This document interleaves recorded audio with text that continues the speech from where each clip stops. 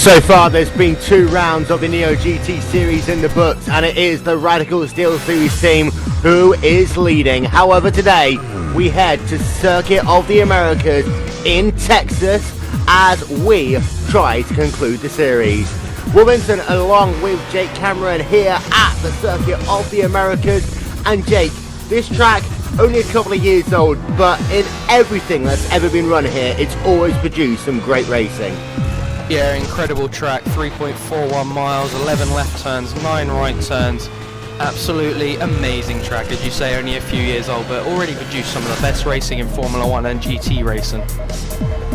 And today we'll be racing again for 2.5 hours here at the Circuit of the Americas. Let's have a look at your track facts. This track measures just over 3.3 miles in length. It has a total of 16 corners, and the weather today is going to be a very interesting part of this race. Talking to the drivers, it seems as though the S section in sector 1's okay, but actually if you come out of that section, Jake, then work yourself down into turns number 9 and 10, that's when things start getting really difficult. Yeah, especially through them S-Benzel, it's going to be very interesting to see what drivers can make outstanding passes through there. But as you say, 8, 9, 10 and 11, you got that long run down from 10 to 11 into that tight left-hander, then the long run down into turn number 12. Very interesting, good toe points there as well. There'll be some good drafts, so the wind is in their favour, then they can make some brilliant passes into turn number 12. Don't forget you can view enhanced live timing and team scorings by heading over to live.neo-endurance.com, as well as viewing a plethora of onboards throughout this event as well. Now, Jake, before we go any further, it is probably a good place to start with where the championship is so far, and we're going to get the standings up on your screen right now. And as we were just saying, it is the Radical Steel Series team who is leading the way. If you have a look behind them, that Apex Racing UK team number 2, they have some very good points, but they've only ever had them from one of their drivers. If Apex Racing UK actually get both of their drivers finishing well today, they could be in for a chance of taking this championship away from that Radical Steel Series team. Yeah, they could be in for a chance of taking that championship away from them.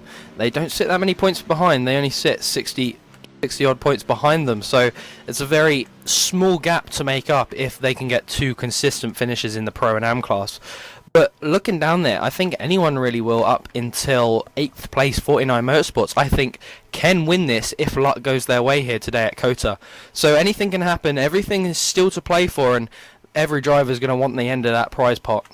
Now, Virgil Racing as well, they're currently sat 6th place overall. Now, they had a disastrous showing at Road America at the start of the season. Then got 130 points. Actually, that is the 4th highest in the series so far. So keep an eye out on them. If they have another good showing like they did at Silverstone, they could be one to try and sneak into a podium position. And don't forget as well, ladies and gentlemen, you can view enhanced live timing and team scorings at live.neo-endurance.com. We're going to make sure we update the championship situation throughout the course of the race here today.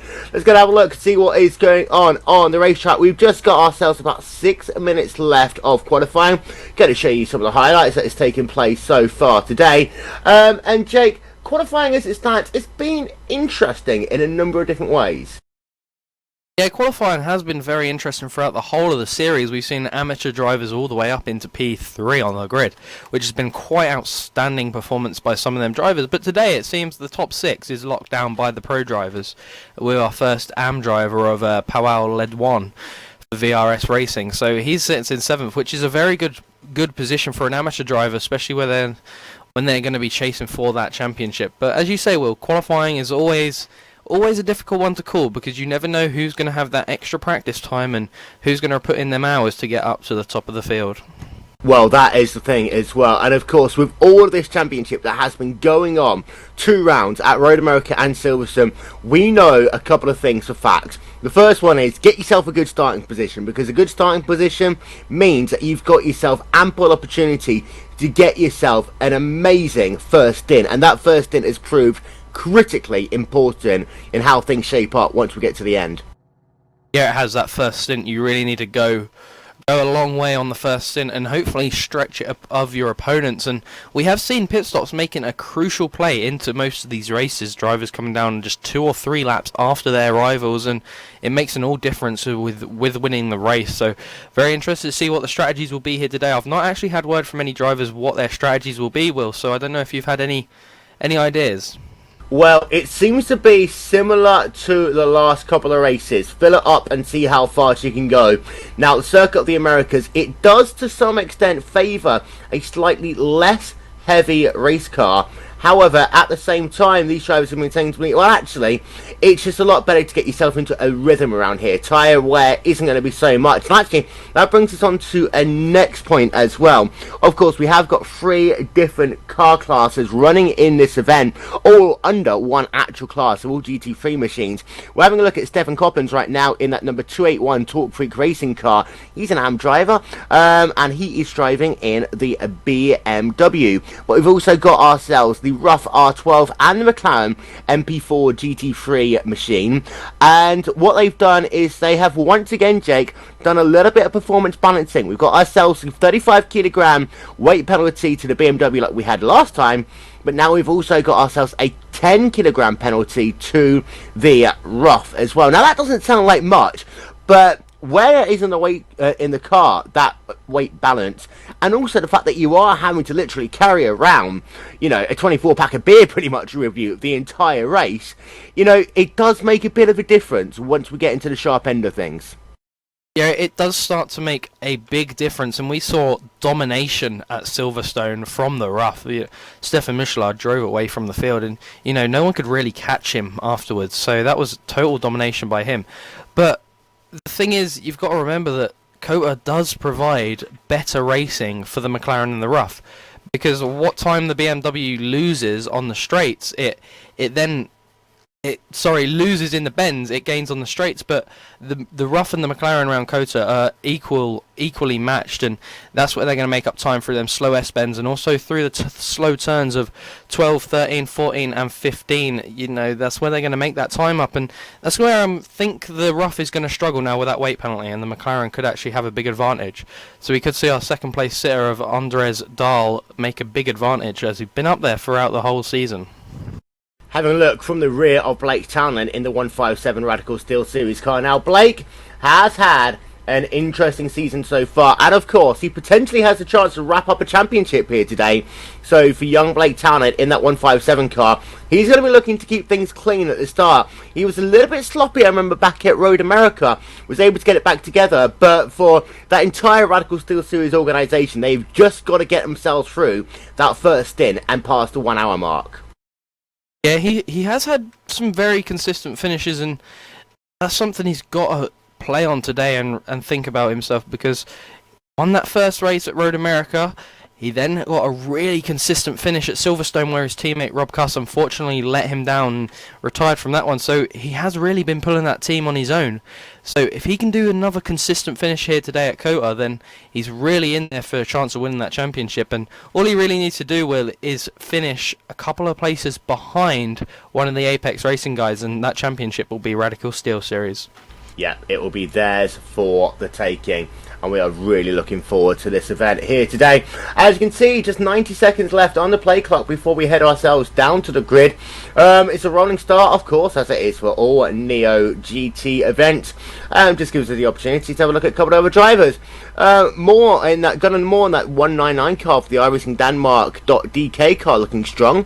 And that 199 car is, you know, kind of out of the championship battle now. Their team is sat 10th in the standings coming into this event, but they have still got a good chance of potentially getting something out of this, maybe sneaking themselves into a top 5, maybe even a podium position. Matt Backham right behind him on the racetrack, Jake. Yeah, he's definitely out of the standings now for the team championship. He's not going to be able to progress for that with his team, but yeah, as you say, he can definitely push for a higher placement finish in the championship. I reckon that team could probably get top 5 if him and his teammate can pull off a good finish, and that is what they'll both need. And I think we're going to see it from him. I think we are. He's got a really good qualifying position there. He starts in P8 position, so very interesting to see what he can do in this one.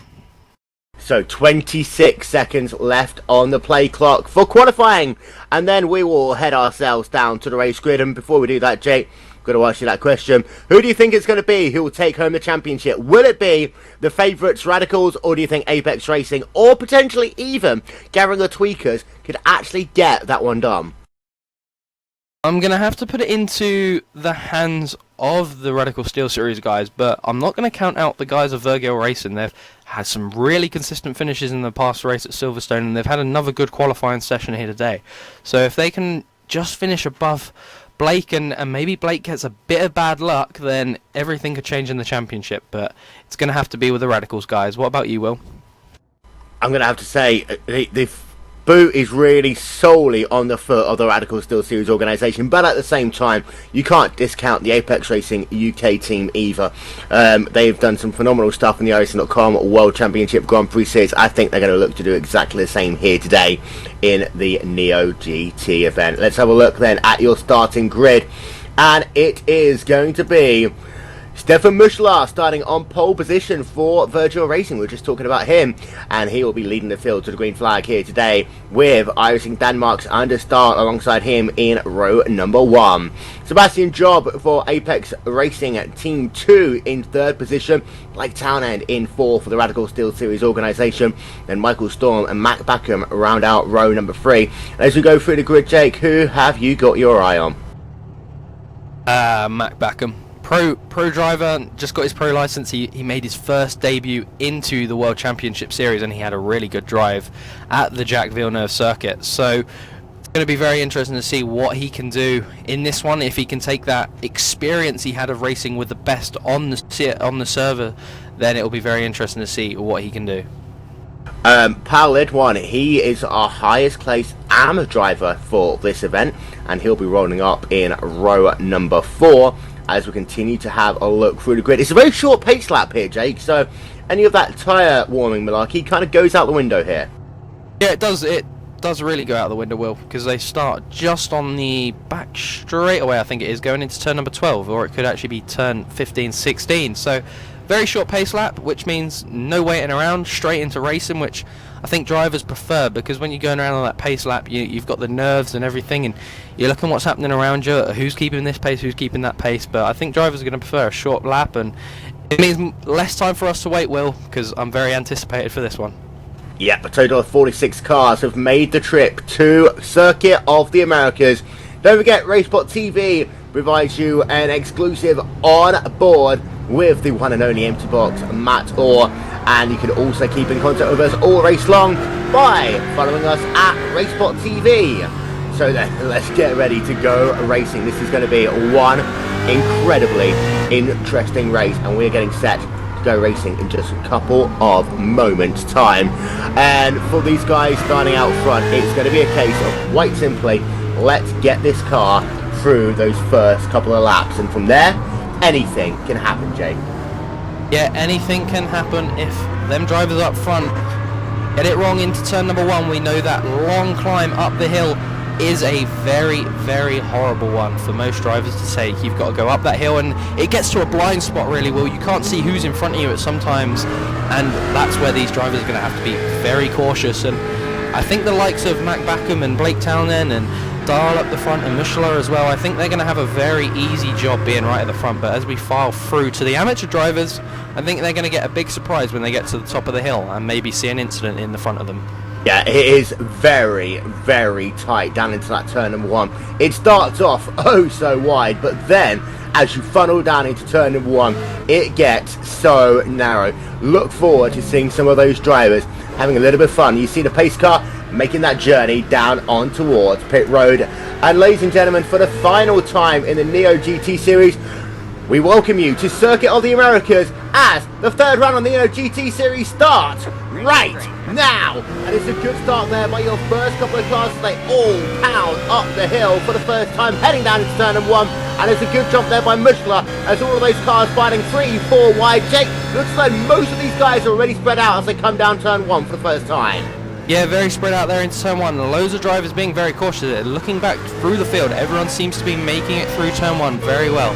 Looking all the way back now, Marcel Bosman making it through as well.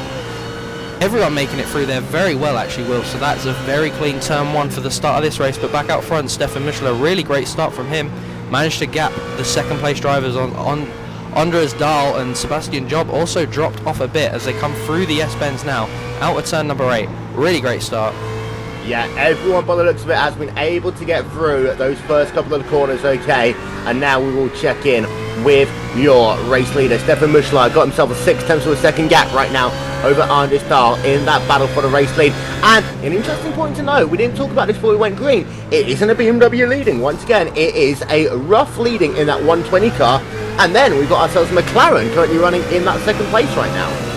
Yeah, the rough dominated the other week at Silverstone, and that was what we're going to see here again. I think he's got a really nice gap going, and no one's actually able to get onto the back of him. Dahl's not able to actually close into that gap as he now goes into turn number 16. So it's going to be very interesting to see if them two cars make a big advantage around the Dakota track, especially with the BMW carrying that weight penalty as well, where I think it's going to be a bit of a disadvantage because a BMW is never the best car around here without the weight penalty. It always was a disadvantage to the rough and the McLaren. So the BMWs, they're going to struggle from the start, but hopefully they'll get better as we go along. As you see the field all kind of filing through now, what some great camera angles we've got here for you today, as the top 25 drivers have all made it through without any real issue at all. But it's so fascinating to see some of these drivers as they work themselves through that section of the racetrack, just how committed they are in the early going. Yeah, most drivers very committed into turn number 1. There was a few drivers that were a bit cautious, but most of them committed. Even Matt Backham tried to get up the inside of teammate Blake Townsend, and Townsend actually managed to just give him a little bit of room, and Backham didn't touch in the end. And that's what you mean, you know, Blake Townsend trying to win the championship, and his teammate Matt Backham not giving him an inch of space really, and that could have ended both their races early on in turn number 1, but both of them made it through there okay, as we just watched some incredible camera angles of them coming through the S-bends. Absolutely incredible racing so far. And for Towner, let's not forget, he is a teammate to some extent with Matt Backham, but the Radical Steel Series and the Radical Simulate team, they are battling themselves. Radical Simulate was 4th coming into this race, and you had the Radical Steel Series team, of course, we talked about this, leading the way, doing riding on board there with Blake Townend in that BMW, trying to count down Anders Dahl. So far, not much success, but of course, early going. Still got ourselves over 2 hours and 26 minutes worth of racing here at Circuit of the Americas. But those top 5 drivers looking so they got themselves a little bit of a breakaway right now, Jake. Yeah, top 5 drivers really have got a big breakaway. But looking towards the AM class though, Will, Gary Tail is closing in on Powell Led 1 for that lead of the amateur class. So Led 1 starting all the way up there within the pro drivers. So Tails made a really good job to catch up to him, and that's something we're going to have a look on as well, because who's going to win this AM class today, Will? Because it's been very interesting racing between most of them drivers throughout the whole season as we watch them come there through turn number 15. That was actually Tail getting very loose there, so maybe he's got a problem with that McLaren already. Yeah, and Led 1 riding on board with him in that number 238 VRS car. Got himself a little bit of an advantage there through that section of the racetrack as now they work themselves down into the final corner of the racetrack. That tight right hand that leads him onto this glorious front straightaway. It's actually the longest front straightaway that we will see in pretty much any series here on the Racing.com service, Jake. Yeah, one of the longest straightaways unless you count Daytona or something like that, but that's not really a road racing circuit, so it's a big straight for these drivers to conquer, and it also does get a lot of toe as well, including the back straight. That back straight's a long old back straight for drivers to go into turn number 12. So a lot of toe in room and a lot of places to make them passes into the turns if you're risky enough, especially into turn 1 up that hill where you get the blind spot. But looking back out in front, Will, Stefan Michelin now making a gap up to a second over Dahl. Blake Townend then 1.5 seconds back off of our race leader. So he's already starting to gap drivers in that rough, so very strong racing from him again. Yeah, and that is your race leader right there, Stefan Michelin in that number 120 Vergio racing car as we work themselves onto that second bit straightaway that we were just talking about, Jake. And this one's long in itself, and you've got to be careful actually as you brake, because it's a very tight left-hander, a little bit like turn 1, but you just haven't got the camber to go with it as you actually go down into this very difficult last sector of the racetrack. No, there isn't really any camber with the racetrack. It is just a stop dead turn left bend, and that's what makes it very interesting, because if a driver's got the toe and they're going into that turn 12, then they can just pull up the inside, and then it makes it a really good battle on the exit of the bend, because both drivers have no advantage whatsoever. So very interesting to see if anyone can make moves down into there. And I have actually just been informed as well, Will, that Powell Ledwan is a GT Academy runner. And he's doing a remarkably good job right now, as he is running in right now in that 7th place on the racetrack. So there we are, getting ourselves close to 10 minutes in the book. The field is settling down. It really is a 5-car breakaway right now, Jake. Yep, 5-car breakaway it is. Mac Backham is the last of them, trailing 2.8 seconds behind our race leader, Stefan Michala. So, them 5, it's going to be a race to the pit stops, wherever they're going to pit in on this first stint. I reckon they're going to be 45, 50 minute, maybe an hour stints, Will. I think it could be 2 or 3 pit stops, in my opinion, but it'll be very interesting to see what these drivers and who can gap who. I mentioned it earlier on. Staying out a couple of laps more than your rivals, and you can make a big difference, nearly 3 seconds on the racetrack. As you see, the ticker running along the top of your screen right now. But that guy in the 2nd position, it is the McLaren there of Understar. Let's have a look on board with him, because he right now is just going to make sure he keeps himself within touching distance of Michala, who is running ahead of him on the racetrack. And that gap, it's been about static at 1.1 seconds ever since the drop of the green flag, Jake. And for Understar right now, he's still doing himself a good job. And let's not forget as well that these strategies are going to be slightly different from car to car. Yeah, they will be slightly different. Each car obviously has a different fuel tank. The Rough having the smallest of them at 26 gallons. And I think it is the McLaren, then the BMW. So drivers are going to have to think about the fuel, think, am I going to go right to the end? Am I going to empty the tank and run out on pit road? Or are we going to leave a couple of laps in there and play it safe? It's all things and all strategies that these drivers or their crew chiefs will need to be thinking about, and we'll be bringing you some interviews later on during the race with crew chiefs from the Steel Series and also some other teams. Yeah, we're just going to step aside for just 30 seconds and then we will be right back.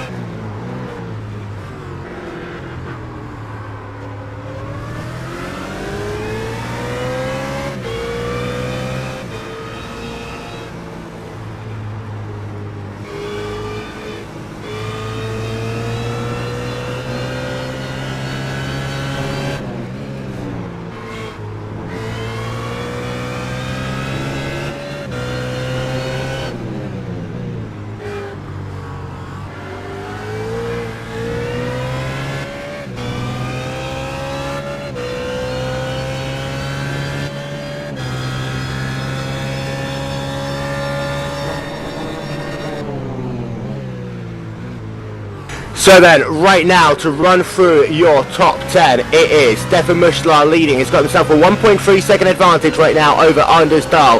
Blake Townend runs in the 3rd position, a further 2.3 seconds back, and then it is Sebastian Job right now, who is running in the 4th position right now, and then Matt Backham rounds out your top 5. The rest of your top 10, Gunnar Moore, Pedal Ledwan, Michael Storm, Jesper Pedersen, and Gary Till. They are your top 10 as it stands right now. And Gary Till running at the rear of that top 10. He's been trying to make a little bit of inroad on the cars ahead of him, but he's actually had to go from attacking Jake to now being on the defense. Yeah, I don't really know why he's trying to defend from these pro class drivers, though. He is running 2nd currently in the amateur class, and as his teammate, actually, Jamie Wilson, coming up behind him now into turn number 12. So, I don't understand, Will, really. I don't understand why he's trying to defend from these pro drivers. I know it's track position and everything, but I just allow him to go by and hopefully keep that position within the amateur class, because I don't really think there's going to be any catching Powell Ledwan in this one, especially being a GT Academy driver. He seems very quick on the racetrack at the moment and able to mix it with the top guns in that pro class. And then you can see one of the many onboards we have for you here today. Just a kind of train of cars that was sat behind him on the racetrack. And for Tool, You're kind of right there, but people always forget that you put that visor on and all of a sudden, let's go racing, Jake, is always what these drivers say. They always forget about the fact that there are, in many cases, just two different classes of drivers here today.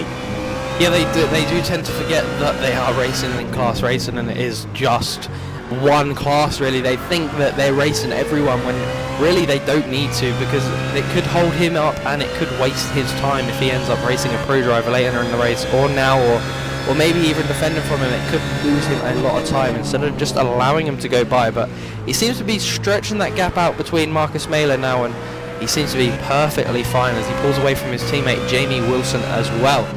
But he seems to be perfectly fine on the racetrack now, Will, but this class is very, very hot today. This amateur class, Clive Lawrence running in P3 currently for the Apex Racing Team 2. That will give them a lot of points, especially as Sebastian Job running P4 as well in the pro class, and points is what they need to win this championship. Yeah, right now Lawrence is classified in the 15th position overall in La Leo Bodnar car as they work themselves through the middle section of the racetrack once again, and some good battles going on in that class pretty much completely right now. In fact, one of the people I was just keeping my eye on actually is a great scrap going on outside of the top 20 right now, and this is actually Jim Bolland, the number 24 car, who is involved in a bit of a freeway scrap right now. Ahead of him, he's got Magnus Wasterson in the 203 car. Oh, a bit of contact there down, and we'll get confirmation of who that is in a moment. I believe that was Brian Carey, who was just down. Get confirmation of that, I believe, in that 125 car, just getting himself a little bit of contact, Jake. Yeah, I think that was him, or unless that was Magnus Watson on the back of Sean Lees. It could have been in the McLaren actually. Well, I didn't see that perfectly back, so we'll have to get a replay of that on your screens for you, ladies and gentlemen. But as you say, looking at this battle here, this is battling for P4 in the amateur class. Sean Lee, Watson and Boland all fighting it out. They've got the pro class driver of Matt Orr behind him. He's given them plenty of racing room just to fight it out and allow them to race for that 4th position. Sean Lee's going for championship points as well. He's part of that Radical Simulate team, teammate of Mac Backham, and he's currently running P4, sorry, actually in the pro class. So they're still pushing for the championship as well. So Sean really wants to get a foot down and get away from these guys in that AM class. Yeah, and we'll get confirmation as soon as we can over who was involved in that incident. But the guys circulate continued on the racetrack. Can you just imagine, only 15 minutes of this race down, still over 2 hours and a quarter left to go in this event, and it very well could come down to that last lap, because this of course is a very long track take, and with such long straightaways and actually coming up the hill, it's a little bit like Road America. You do not want to have to be the guy who has to tiptoe around on those last couple of laps just to find a way of getting to the end of the race. No, we saw it at Road America, didn't we, Will? We saw it when drivers run out of fuel coming up the hill, and we actually see contact there. Big contact there. Sean Lees and Magnus Watson coming together. That is just after the S-bends. That is into turn number 10. Big impact. We'll have to get a replay of that on your screens. Looked like Sean just didn't have any room, and he got pushed out by Matt Orr there as well, and big impact.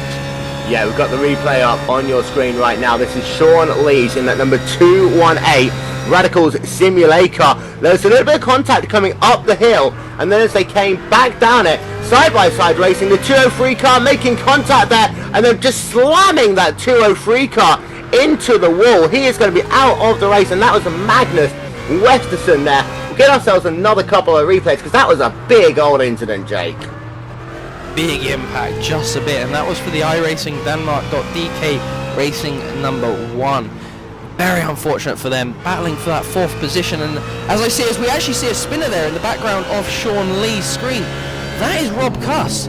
That is not going to be doing that team any good either. He is part of the Radical Stimulate team as well, so a Radical Steel Series team fighting for the championship lead. He had a very poor performance at Silverstone 2 weeks ago, retiring from the race. Well, it's all happening, and we're only 15 minutes into this race. Yep, Rob Cuss, we'll get ourselves a replay and see what's happened to him in that number 221 car. But he has now scored well down the field, all the way down in that 35th place on the racetrack. Now, with this field as tight as it's been so far, You do not want to have to fall to the rear of the field, and now Rob Cox is going to have to find a way. You see, he just was not there, he lost it, but he just now has to find a way of getting himself back into contention. Rob Cox is not having a good day right now. No, while talking about other drivers not having a good day either, he was running P2 in the amateur class. Gary Toole is now in pit road in that McLaren. I don't know if he got caught up with that incident between Sean Lees and Magnus Watterson, so very interesting to see him into pit road. He's now back into the 29th position on the racetrack, and he'll now exit pit road. Very unfortunate for him, because he was having a very good race in that McLaren until then. So unfortunate for him, but looking back to the front wheel, Stefan Michler 3.3 second lead over Andres Dahl, so very big advantage by that rough already. Michler is rolling already, and it's that thing right now for Stefan Michler, your race leader. He is trying to eke out that advantage as much as possible, and we saw this, of course, at the last round of the championship at Silverstone, Jake, where, you know, certain cars would work better at certain parts of the races. Michelin knows very well that actually a little bit later on in this run, potentially Andres Dahl could come back and close that gap. So now he's just got to push for all it's worth. Yes, this is an endurance race, but you never stop pushing. No, you do never stop pushing in an endurance race, and we actually saw it 2 weeks ago at Silverstone. He had to come in about 3 or 4 laps earlier than the rest of the field due to that small 26-gallon fuel tank on the rough. So that's a disadvantage the car does have, but it's got a big advantage through the tight turns, through them S-bends. He now just makes his way through out of turn number 8, into turn number 9, down the hill, into turn number 10. It is a big advantage to make on the racetrack in the rough, but a big disadvantage with the fuel. So he has got to make it work, Will, but I really think he has made it work at the moment with a 4-second gap now. Oh, he is definitely making it work right now in that race lead. And if you want to know where Andres Dahl is, well, he is right there on your screens in the number 103 iRacing Denmark car. And then to have a look behind you, you want to see where Blake Townend is? He is right all the way there. And he's 2.9 seconds back, but he's got Sebastian Job and Matt Buckham all over the rear of him. Those 3rd, 4th and 5th place drivers are pretty much separated together, and you see that Tannen's having to run a defensive line to the outside. It's going to go Sebastian Job side by side as they come down into that tight braking zone. Now Job can stay side by side, he won't stay side by side. This is actually going to allow now Matt Backham to try and have a look on the outside as they go into the next corner, but now Job will have the inside line there, and now here comes Backham. Will he get that job done? He cuts over that. I think actually that's going to potentially give Matt Backham a slowdown if he didn't get that place back, but I think that might be a case of no harm, no foul for Matt Backham. Yeah, no harm, no foul there. I don't actually think he did get a black flag for that and slowdown penalty, and no, he didn't, as they actually now make their way through turn number 15 and 16, down into turn number 17, the last sector of the racetrack, into 18, into 19, now into the last turn, number 20, that tight left-hander, back up to the hill. Will they be able to be in the draft? Will they get the toe up into turn number 1? Dahl seems to have dropped off a little bit. I think that is up in front. They seem to have caught him up. He's now 4.5 seconds off the back of Stefan Michler. Up the hill we go though. Matt Backham not making a move. He runs a sort of wider line than what Sebastian and Blake run into turn 1, and there is a lot of lines you can run into that turn number 1, Will. There are indeed, and we're having a look there from the rear of Townend as they work themselves down this chicane section on the racetrack once again. And it seems to be right now that Townend is just being able to keep these guys at bay. I have got a feeling that if Job was actually going to get past, then there'd be a really good opportunity for Job to put away a little bit. Yeah, it will be a brilliant opportunity for Job to get away, and that is what he is trying to do now. Blake actually making it work as well for him. He's now actually managed to stretch a 2 or 3 car gap between him and Job, but Job making it back up into turn 11. Backham looking up the inside as well, not going to make it work. Now we're into that long back straightaway into turn number 12. That's where they're going to make that move again. That is where Sebastian Job tried to make the move up the inside of Blake. Blake had to go defensive to the inside. This time he's not going to do it. Matt Backham will move to the inside of Sebastian Job though. Will he get it done into turn number 12? Up the inside, holding it side by side. Job closed the door on him. Nearly made contact. Very close there between Backham. Backham held a good line on the outside there though, Will.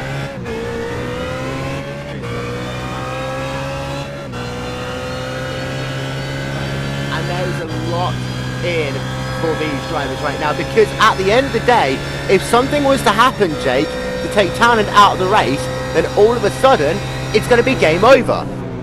Yeah, it will be game over for him, so all he needs to do is be very cautious at the moment and stick in there, and hopefully nothing will happen in front of him or behind him on the racetrack. Remember, they will be lapping cars as well later on in this race. Also in pit lane, he needs to make sure he does not make any mistakes, because that could throw the championship away. But talking about the team championship though, Will, Rob Cuss has already started to throw it away for that Radical Steel Series team. He's back all the way down in 33rd on the racetrack, and that is an incredible loss for that team currently, and he's actually 13th in class as well, behind Andy Baker for the Radical Racing UK team. Very confusing between them two teams. Ryan Littlemore, something's happened to Ryan Littlemore. He looks like he's going to be classified as out of the race, Jake. Not actually seen what happened there, Will. No, he's dropping down our timing and scoring though in a rather dramatic fashion, so it looks like potentially that Ryan Littlemore is going to be classified as out of the race. But we'll go back on board with Sebastian Job, and you say he is right there behind Blake Townend. These guys have been battling ever since the drop of the green flag here today at Circuit of the Americas, and as they work themselves once again through this section of the racetrack, this is where there's the opportunity for Job. Gets himself of oversteer, however, Jake, as they work themselves down that back straightaway once again, and this time he's not going to be anywhere near close enough to set up a pass. Nope, nowhere near close enough, as you say, Will. Down into that turn number 12, Matt Backham not going to be close enough either to make a pass. No one's going to be diving on in there either yet, just 20 minutes into this event.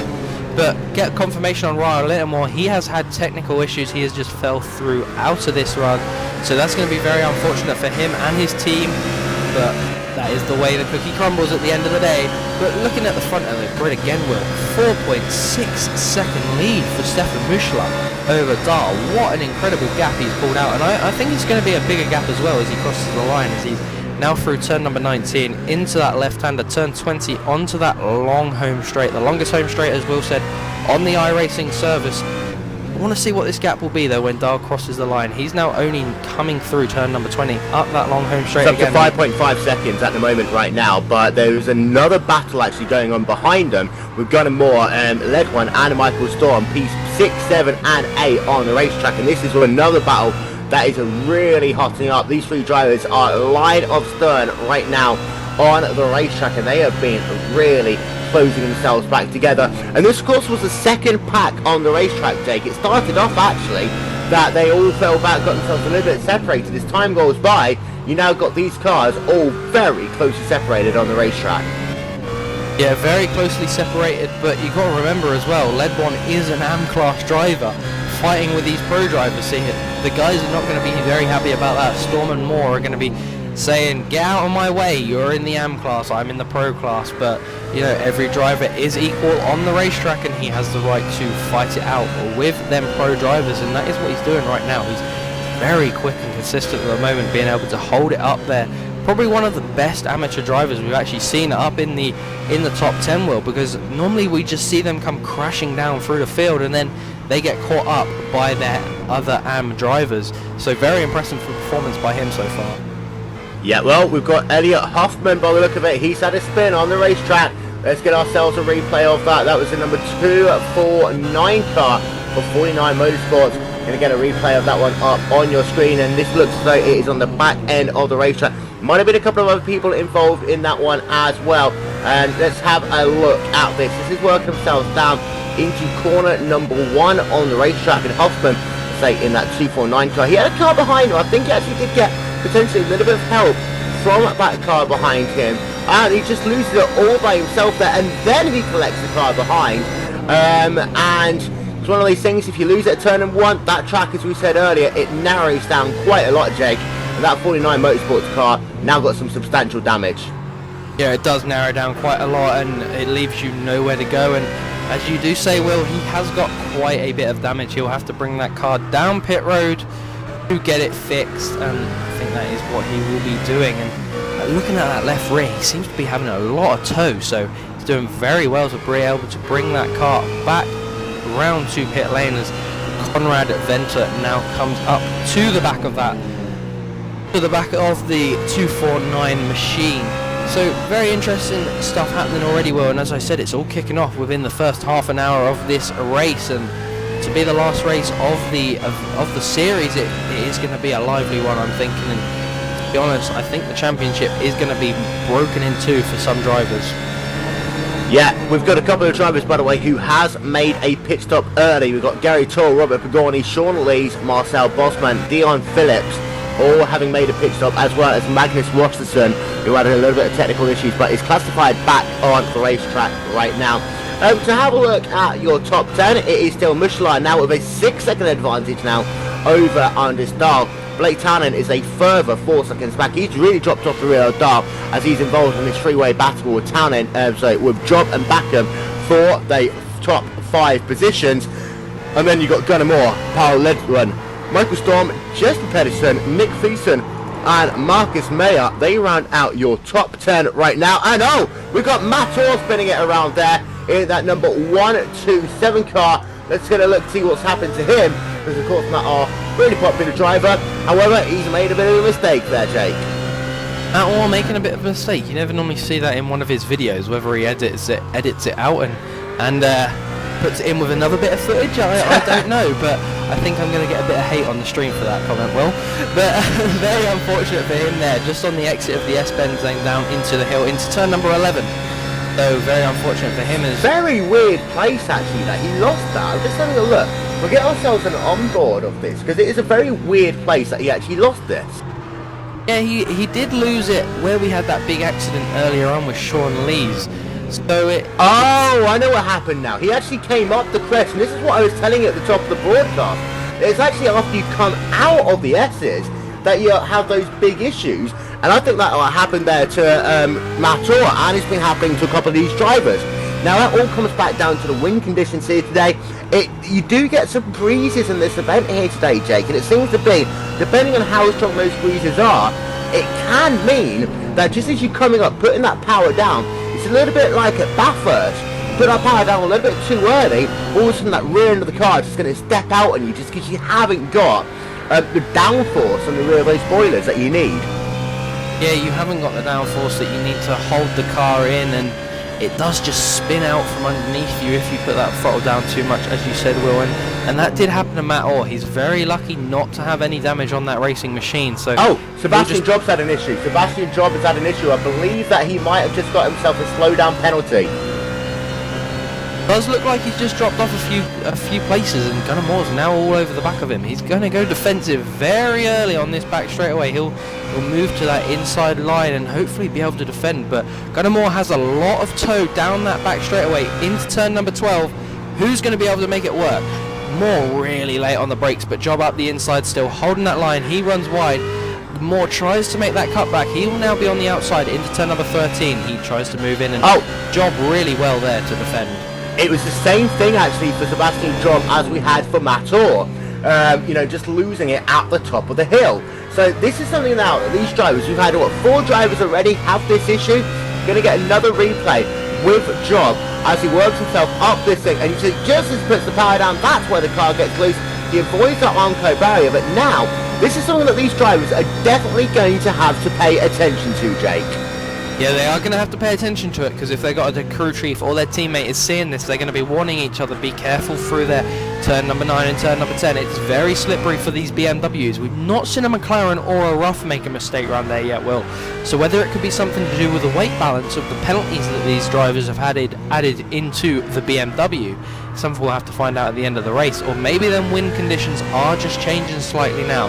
Just watching the wind, it is now up to a northeasterly at 5 miles an hour. It is changing all the time though. So that's iRacing default weather taking its full effect on these drivers. It is indeed, and they are your top 5-6 drivers, and they really have come together ever since those incidents on the racetrack, because now you've got Townend. He has scored right there in that 3rd position on the racetrack. Matt Backham is now right behind him, and then there's about a 2-second gap to Job, but then it's Job, Moore and Ledwan, and also Michael Storm, all separated by no more than half a second each on the racetrack, as we've got those guys behind it as well. That is that 4-car battle we are talking about. and we've got some fascinating action going on. We've actually got to answer the question though, will Backham try and slide down the inside of his teammate, and if he does, is it going to be a clean pass or is it going to be a pass of some epic proportions that only Matt Backham can do?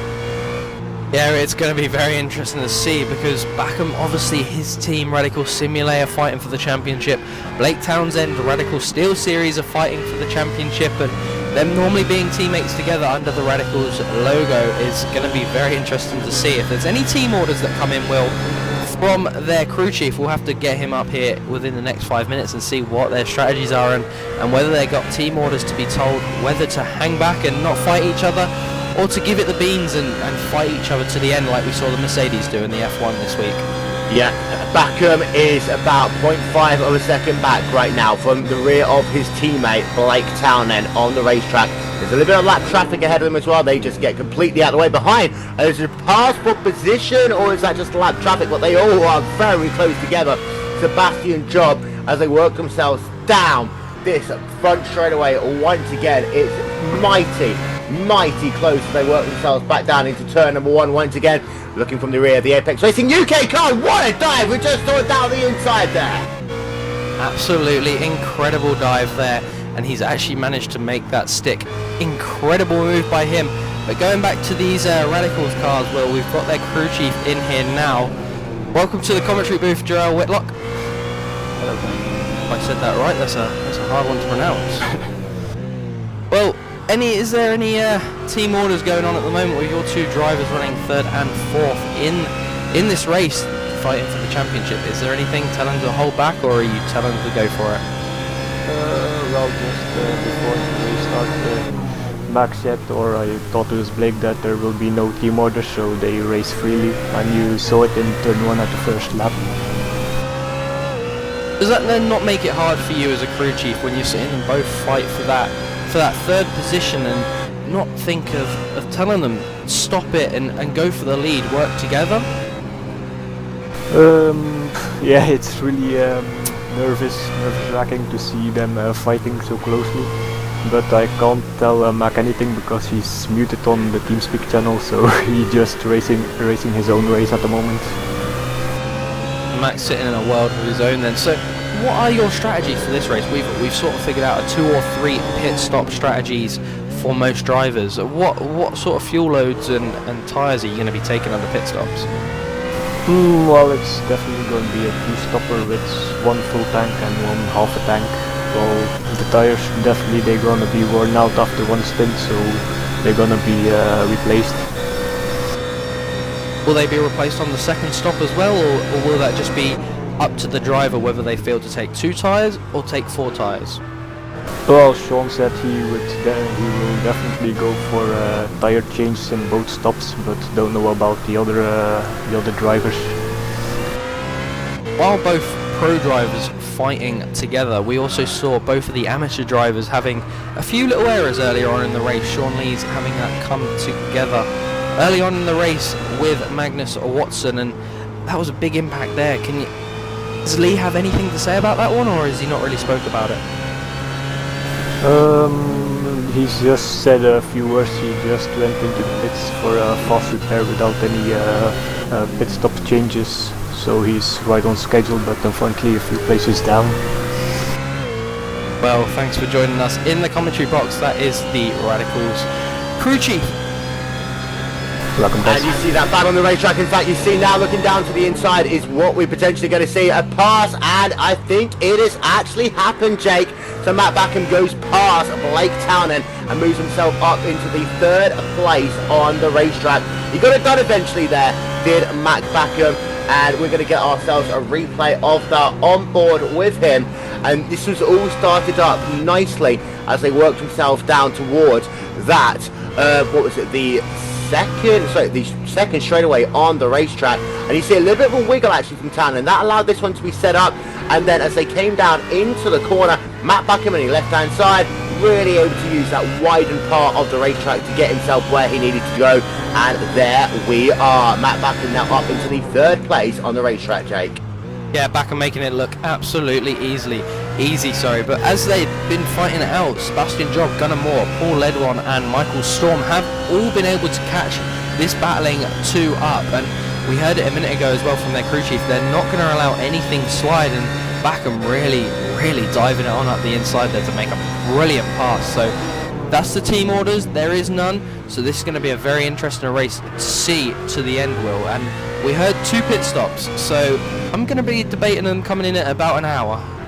About an hour, potentially about 55 minutes, a couple of moments before that.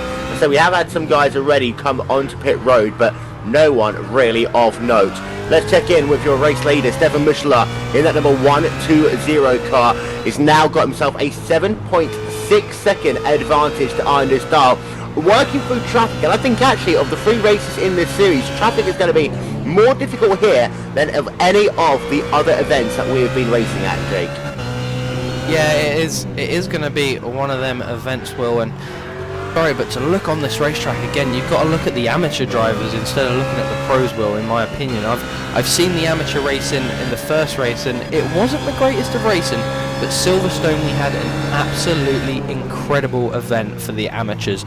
We had about 7 cars fighting out for the lead over the last couple of laps, and it's what it's going to be here again, I think. We've got 11th to 6th in that class, all on the racetrack, only separated by about 3 seconds, so very tight between them guys. But Clive Lawrence and Paul Edwan and Tom Stanley really running away with that top 3 at the moment, so it's going to be a lot for them amateur drivers to catch up and try and close in. As it stands right now, we still have ourselves a total of 36 drivers on the lead lap, but it doesn't get better as we will go over the course of this event right now. But Anders Dahl, he is kind of now in a bit of no man's land. He's not really been able to make any impact on Muschler, but he is still putting away lap on lap over Matt Backham. That last time by, he did a 205.4, compare that to the 206.1 for Matt Backham, as Stefan Muschler just does do a 204.7 to extend that lead even further. Yeah, that gap really coming out now. It's 7.7 seconds on the racetrack. Absolutely incredible from him. And a really good lap time. Excuse me, coming in there from him. His quickest lap on the racetrack so far, 204.483. And you look through the field and you can't really see anyone that can match that time, really. Andreas Dahl with a 204.7. And that is really it. That is up there. Matt Backham not into the 204s, Will. He is a lot of way behind them drivers, and it really does show on the racetrack. Blake Townend as well at 205.3, and Sebastian Job at 205.4. That is their quickest laps in the BMW, so you look at that, there's nearly a second difference between the McLarens and the Roughs, so it is a hell of a difference on the racetrack, and that explains the gap. And also, one other thing to explain is that in the space of a lap and a bit, you have had Matt Backham putting out a 1.1 second lead over Blake Townend. So as soon as Backham's been able to get past, he has been able to fly. But now Job actually has just been able to get himself past Townend. This is going to be a drag race as they come down into like long braking zone, and Job's got the inside line. Looks like he's going to get that job done as they come down into the corner, and Sebastian Job is now going to go past Blake Townend. Potentially, is this actually, no, Townend's going to come back on him once again. He's going to then try and go down the inside line himself. Townend is going to retake that position back. Mighty close racing between these 2 drivers. Very aggressive from him. As soon as Job got by, he was right over to the left-hand side of the racetrack to get the inside line into that turn. Looking through there, 14, 15, now turn 16. He was trying to make that move, but he couldn't get it to work. And Will, that was some incredible aggressive driving from Blake Townend. That just shows you how much he wants to win this championship, and I don't think that car's going right for him at the moment. He's got to have something wrong with that car. Whether he's saving fuel at the moment, whether he's not taking enough for this first stint, we don't know. But them tyres could be wearing out as well, because I can't see no damage on that car. So very unfortunate for him to be falling back through these places, and his teammate, who's fighting for the championship, is pulling away. And then you see that Job was able to get that job done back over Townend, but it was mighty close. In fact, the 2 almost made contact there as the replay is up on your screen.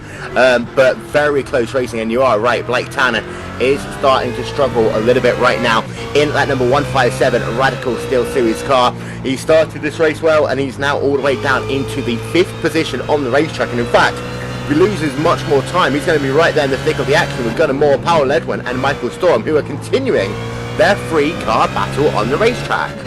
Yeah, they are continuing this incredible battle on the racetrack. Paul Edwan is really surprising me right now. I know he's a GT Academy driver, but incredible to be able to mix it up there with the pro drivers that have been challenging for victories in the Neo GT series so far. And coming through on chat, well, I've just seen confirmation that Robert Podgani has received a black flag for avoidable contact on lap 11 in turns 15 and 16.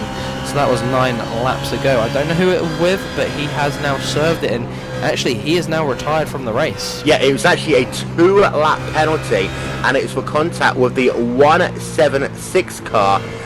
So there was deliberate contact. It was Robert Pagani, but yeah, it was a 2-lap penalty, and he is now classified as out of the race. Decided that he didn't want to take any further action in today's proceedings. Getting a little bit closer now to that first round of pit stops, and Michelin now with an 8.9 second advantage over Understal. Actually, though, he did seem to lose a little bit that last lap.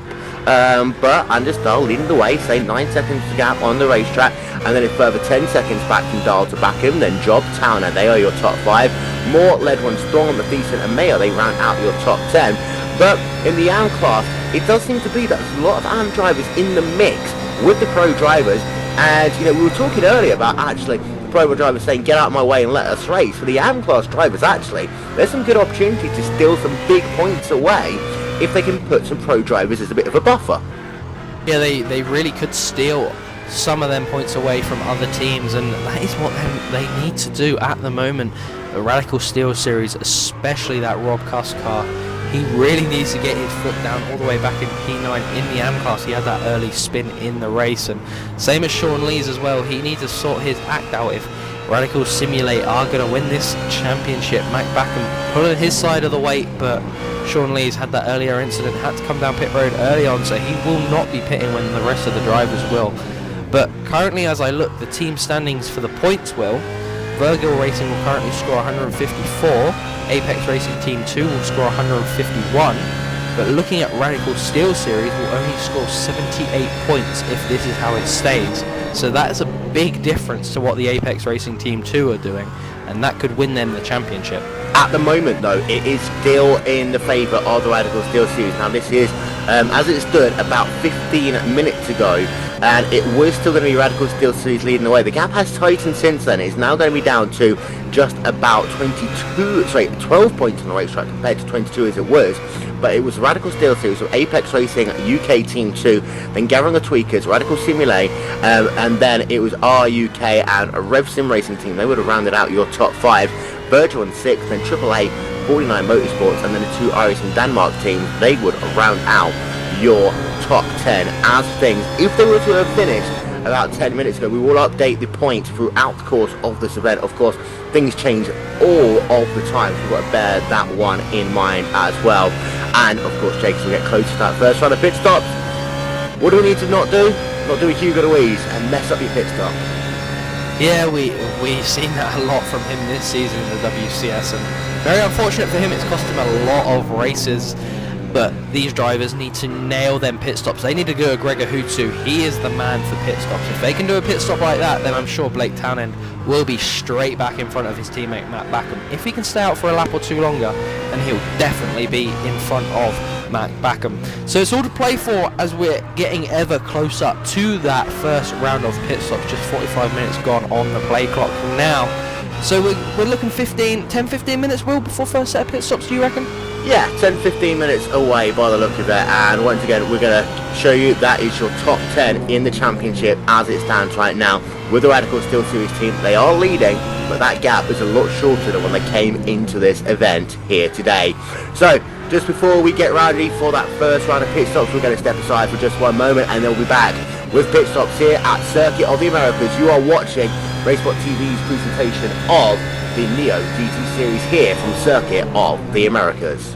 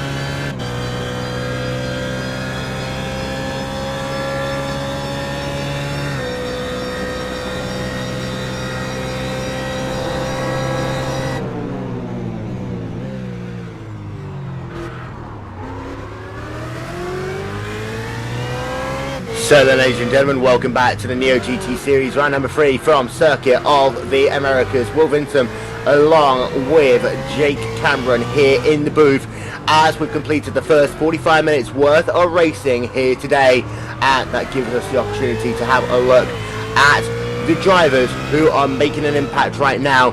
And the best one of them, well, that is Stefan Muschler in that 120 car. He is leading the way, as he has done since the drop of the green flag here today. And he's coming up among some traffic. They're all nice and getting out of the way for him right now. But Stefan Muschler in that virtual racing car, looking to get maximum points, potentially to try and create a little bit of an upset in the championship right now, Jake. Yeah, definitely trying to cause an upset in this championship for the rest of them teams, but remember, Will, he has got to pit earlier than the rest of the cars on the racetrack. Only that 26-gallon small tank of fuel in the rough, small car, very nimble, and with that it comes with a lot of disadvantages, but some big advantages, as we can see him now working his way through turn number 17. He'll then come into 18, then 19, and then he'll be on to the final home straight. And we'll have to see if he'll come down pit road this time by. As Will said, we are now into the pit window, so expect drivers to start coming down within the next 5 to 10 minutes. But, Will, I don't know what's going to happen on these pit stops. If drivers are going to be able to make it stick for an extra bit of time, but you've also got to remember that pit lane as well. You have to enter before turn number 20, and it is a long pit road as well, being on the longest straight. It is a very long pit road. You actually see a couple of cars just ahead of your race leader. They are battling for position on the racetrack right now, and we'll try to get confirmation of who that is. And actually, Conrad Venture, by the way, is classified now as out of the race. Something has happened to him in the last couple of moments. Let's have a look down the field just for a moment, because you've got yourself Steve Hobbs and Mike Van Oosten. They are battling for the 14th place on the racetrack. Oh, as this car spins just behind them, I believe actually that was Jesper Pedersen there. Indeed it is Jesper Pedersen just spinning his car on the racetrack. We've seen quite a lot of spins here today in this event. Not the sort of thing that we saw in rounds previous at Silverstone and also at Road America, Jake. Yeah, it's not something we've been used to seeing in the Neo GT series currently. The drivers have had it quite smoothly. We've seen some interesting things though, where teammates like Rob Cuss manages to push Mac back to the pits, but we've not really seen much in entertainment spinning like that, as we see Jesper Pedersen now come down pit road. That will be the first of our pit stops, so I think it's more due to the damage that he's got and picked up and sustained during that spin. Very unfortunate for him. He was running very well in his class. He was actually up into P11 in the class, so very unfortunate for him, Will, but the race will go on for him, as he's not going to retire that car just yet from this. But looking back onto the racetrack, we still have that battle here for P6 on the racetrack. Gunnar Moore, Pelel Ledwan and Michael Storm all fighting still for that 6th position on the racetrack. Yeah, and behind them you still have that battle between Steve Hobbs and Mike Van Oosten that we were just talking about. Van Oosten is very, very close right now as they get close to that second straightaway. But actually Van Oosten lost out a little bit there because he almost came up to the rear of him too early, and that meant that he had to just kind of slot back into gear for the time being. Got to ride on board of him for just a moment's time. You see that gap is now back up to 4 tenths of a second. Actually it was down to literally a tenth and a half. He's not going to be close enough to slide down to the inside. He's not going to have a go there. But actually, this is always that thing at Circuit of the Americas. You've got to time your passes for Newson there as we're on board of him, almost losing it. It is very slippery out there today, Jake. Yeah, it is very slippery out there, and a cause of being very slippery racetrack, we've seen another black flag. Stop and go 15-second penalty for Brian Carey for avoidable contact. He'll have to bring that car down pit road within the next 5 laps to serve his 15-second stop and go penalty. We've seen a lot of penalties so far in this race, but we've seen 3 penalties already. I think the max we ever saw in one race was actually 5. So a lot of penalties coming out early on in this race, and we still have an hour and a half remaining in this event. But as you say, looking back at that battle between Mike Van Oosten and Steve Hobbs coming onto the home straight now, that Radicals Racing UK team car is not going to be able to get it done into turn 1. He's not close enough. So that battle will continue on the racetrack, as actually we see a teammate there As Albert Kneeling rejoined the racetrack, that caused the nuisance to run really wide on turn number 1. Will that be an unsafe pit exit? I probably don't think so, especially as it was 2 teammates there. I think you'd argue, well, actually, it was 2 teammates. You can't really complain too much. Let them get on with it and carry on racing. Let's go back then to the battle between P6, P7, P8 on the racetrack. In fact, now it's really just a 2-horse race between Michael Storm and Power Ledwin, because Ledwin's looking down to the inside as they come down into the corner, not quite close enough. It really does, that corner does get so tight. It's single groove pretty much all the way through there, Jake. And Ledwin, he did do a bit of a lunge, but wasn't quite close enough to get that job done. He wasn't, but actually Michael Storm managed to get past Ledwin on this lap, so he will now move up into that P7 position, but Ledwin's not going to let that slip, as we can see on your screens now, ladies and gentlemen, as they come through turn number 17, turn number 18, them long right-handers in the final sector before you've got the next 2 tight left-handers, turn number 19, then turn number 20, which will bring drivers back out onto that. Paul Ledwin, actually first of our drivers to come down pit road, Will. He will not be making that turn number 20, because he comes down pit road. He'll bring that car down to 55 miles an hour. We actually see another couple of cars in pit road as well. Is that our race leader? Yes, it is. Stefan Michelin is actually in pit road. Sorry, ladies and gentlemen, we have missed our race leader come on to pit road during this one, so he will be the first of our top 5 to come down pit road. Now put Anders Dahl into the lead for the time being, but as I said, Will, he'll have to come down earlier than most other drivers due to that small fuel tank. Yep, and he's making his pit stop right now, and he will be out and away in just a couple of moments' time. And indeed, now he is out and away, and he will be forming himself back out onto the racetrack. Stefan Michelin there, his first pit stop. That wasn't his pit stop time. He wasn't doing all Red Bull pace. He actually stopped. He comes out of the pit road. He's actually 3 wide almost there with cars around him. He's got to get going immediately on the racetrack. But Michelin, this is actually going to be a very interesting lap to have a look on board with him. See whether he's actually able to get past some of these drivers. But right now they are still working themselves through this X section of the racetrack, Jake, and for Michelin, he's just got to keep those nerves calm now as he comes back out into traffic. Yeah, he has got to keep them nerves very calm as he's back out into traffic. But looking down into pit road again, Will, Stefan Michelin's teammate, the Vergil Racing team, and Andre Heglin has actually come down pit road as well. He got married the other day, so congratulations to him and his missus. But that's them down into pit road, and they're doing very well in the team standards at the moment, Will. They're back up into 3rd in the team championship, that Vergil Racing team. So they're not that far points off of the Radical Steel Series and the Apex Racing UK team. So if he can make that amateur class just a little bit better, they could be in a shot with winning this championship as well, which I think would be a very, very nice conclusion to his weekend. I think it really would be. And he comes back out onto the racetrack. Car behind him, car in front of him, but no real issues there for Antoine Hegelin. Once again, congratulations to him and his family for his recent wedding in that number 217 Virgil Racing car all over his rear though, as they work themselves on the racetrack. That is Jesper Pedersen right behind. There you see Pedersen in that 184 Apex Racing UK team number 1 car, and it looks like Hegelin's just going to allow him to go past. Did actually Hegelin run wide?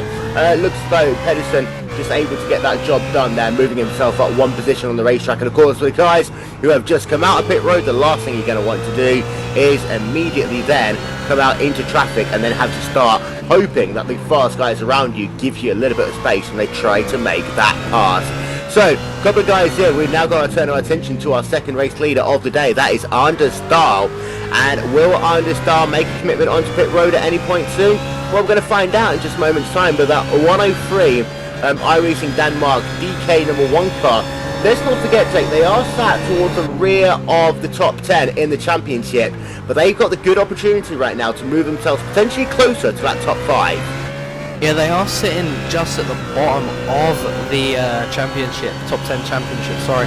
But to be honest, Will, in my opinion, he's been pulling the weight in that team all on his own. He's been doing very well in that pro class. He has a very consistent top 5 finishes in the previous 2 races, and his teammates not really been doing much for him, and I think that's been a big downfall for him and very unfortunate, because Magnus Watson is out of this race as well. So That's going to be him not scoring very many points, and he will actually pass pit road. He will not come down. Mac Backham will now make turn number 19, sorry, and will he come down pit road? No, he won't. Drivers all seem to be happy to stay out at the moment, Will. Yeah, as we get closer and closer to that 1 hour mark in this event. And that's kind of what we saw at Silverstone, what we saw at Road America as well. And it's very easy to keep a little bit of the statistics kind of kept, because we know that each of these tracks all have some very long straightaways. A lot of time we have to be on the throttle in these cars, so people know overall, actually, they know that they've just basically got to keep on going, but make sure then that do that final pit stop. That final pit stop is as quick, as crisp and as clean as they need it to be on the racetrack. Clive Lawrence right now is involved in a bit of a three-way battle on the racetrack with Timo Vermos. In fact, he has got himself, and Vermos actually just running wide there. Car just running wide. I believe that was actually Thomas Halunen actually. He actually tried to go down pit road, Will. He tried to go down pit road and sort of missed pit entry or aborted at the last moment. Let's get a replay of that then from Onboard, as this would have been coming down the last couple of corners, coming themselves out of 17 and 18. Now that left-hander, and you'll see now you have the opportunity to make that journey onto pit. No, he did actually try and come onto pit road. I think that car just got... No, he did actually. He was so heavy coming in that he almost slammed it. He did a bit of a David Coulthard in 1995. So therefore, we'll get another replay up of that. He then decided, actually it's going to be a lot better if I don't slam the front of my car into that tyre barrier. I'm not going to do myself a David Coulthard, and he went out to do another lap on the racetrack. But that was mighty, mighty close there for Thomas Halunen, having to abort at the last moment. And of course, on top of that, he would have had to get himself a slowdown penalty as well.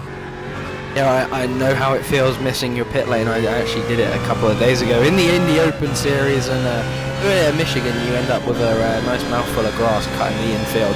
But very unfortunate for him, he was having a very good run in that amateur class, so he's going to have to make up them positions again if he wants to be challenging for a top 3 podium position for the amateur class.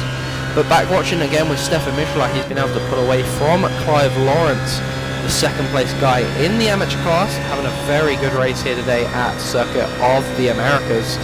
So he's going to be looking to improve and close in really on our...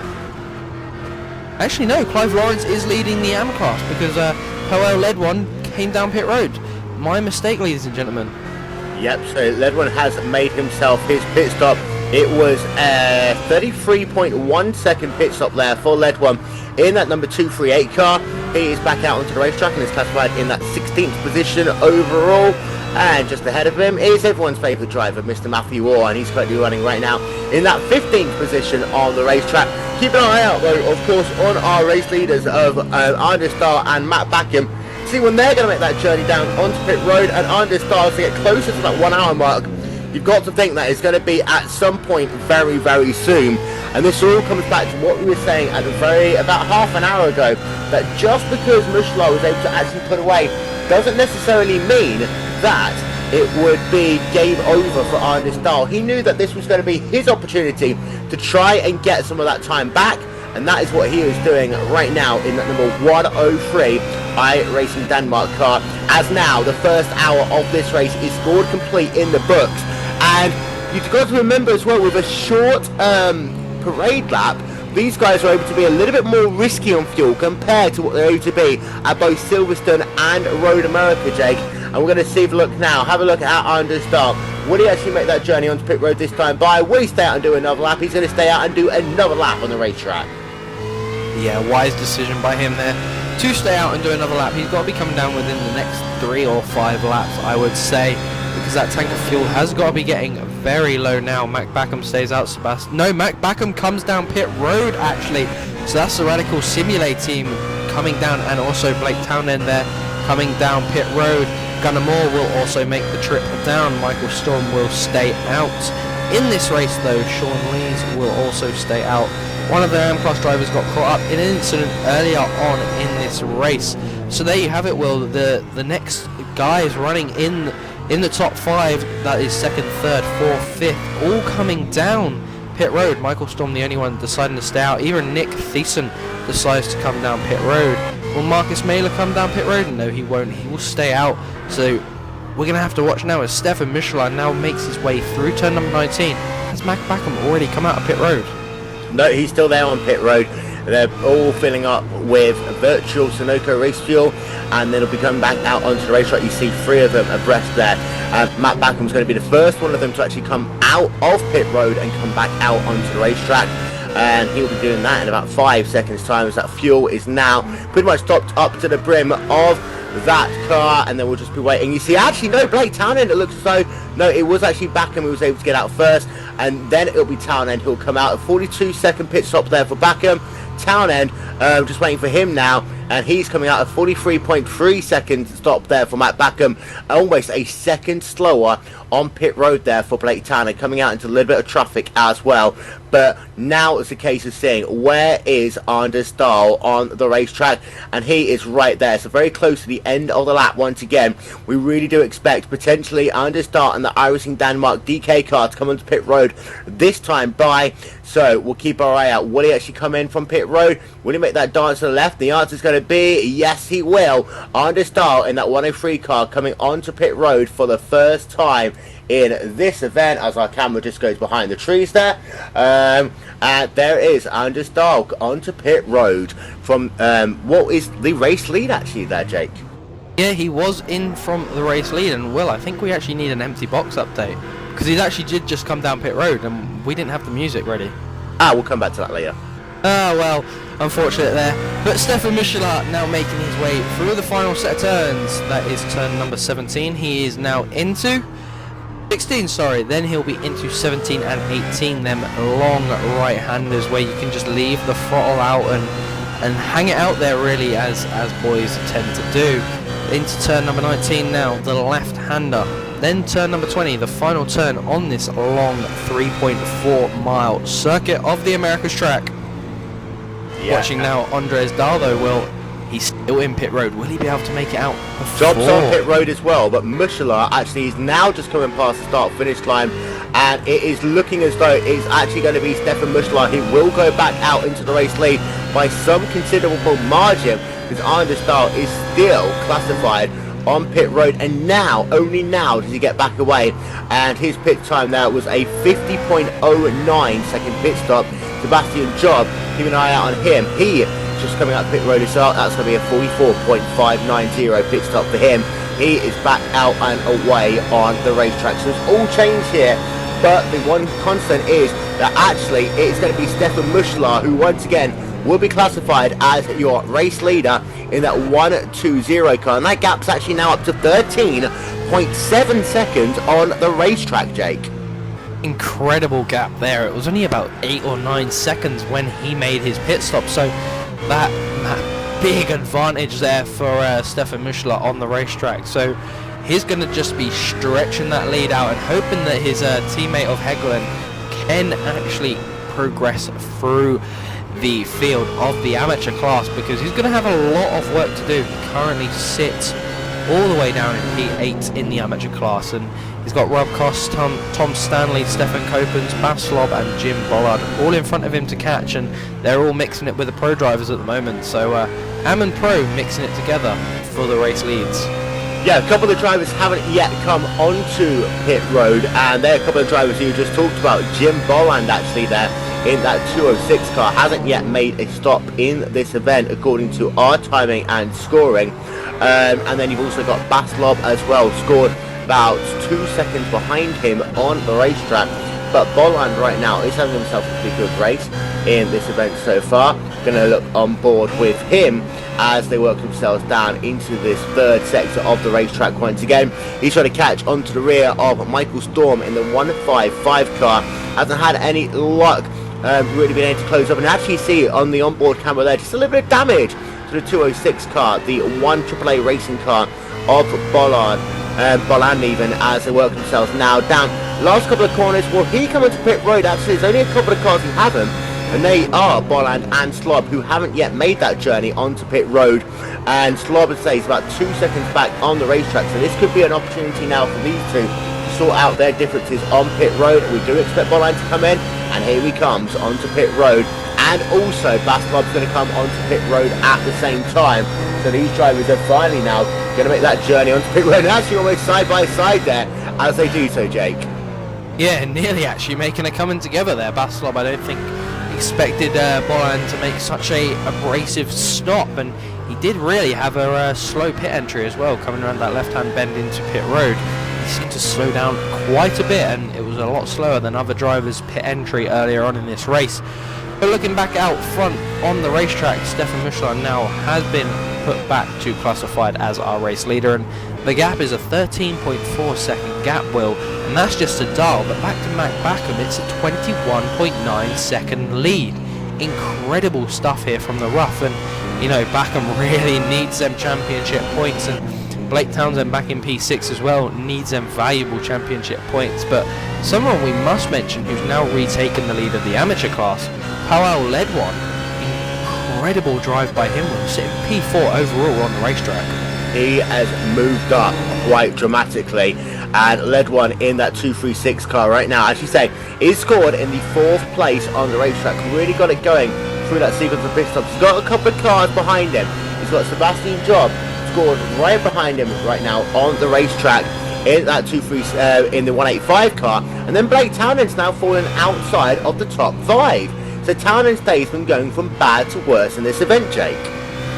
Yeah, very sorry for him at the moment. He needs to pick them up, because when the live timing and scoring updates for the team standings, we'll have to see what that has made a difference, and see maybe the Apex Racing guys could have overtaken him on the racetrack, but I don't expect it to make a big difference. I know looking last time there was only a 2-point difference between them two teams, and I think it's actually been updated again, Will. Yes, it has.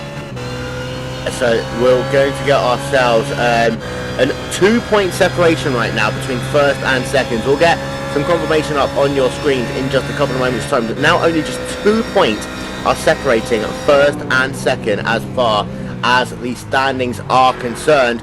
And let's have a look at it. There we are on your screen. 340 points for the Radical Steel Series team, 338 points for Apex Racing UK team number 2. Virgil Racing's actually moved up into 3rd. Still a little bit outside of what they need to be despite 154 points. They're going to have to hope that both Apex Racing and Steel Series lose a couple more points in this event, but really it's just now a 3-horse race for the entire championship, Jake.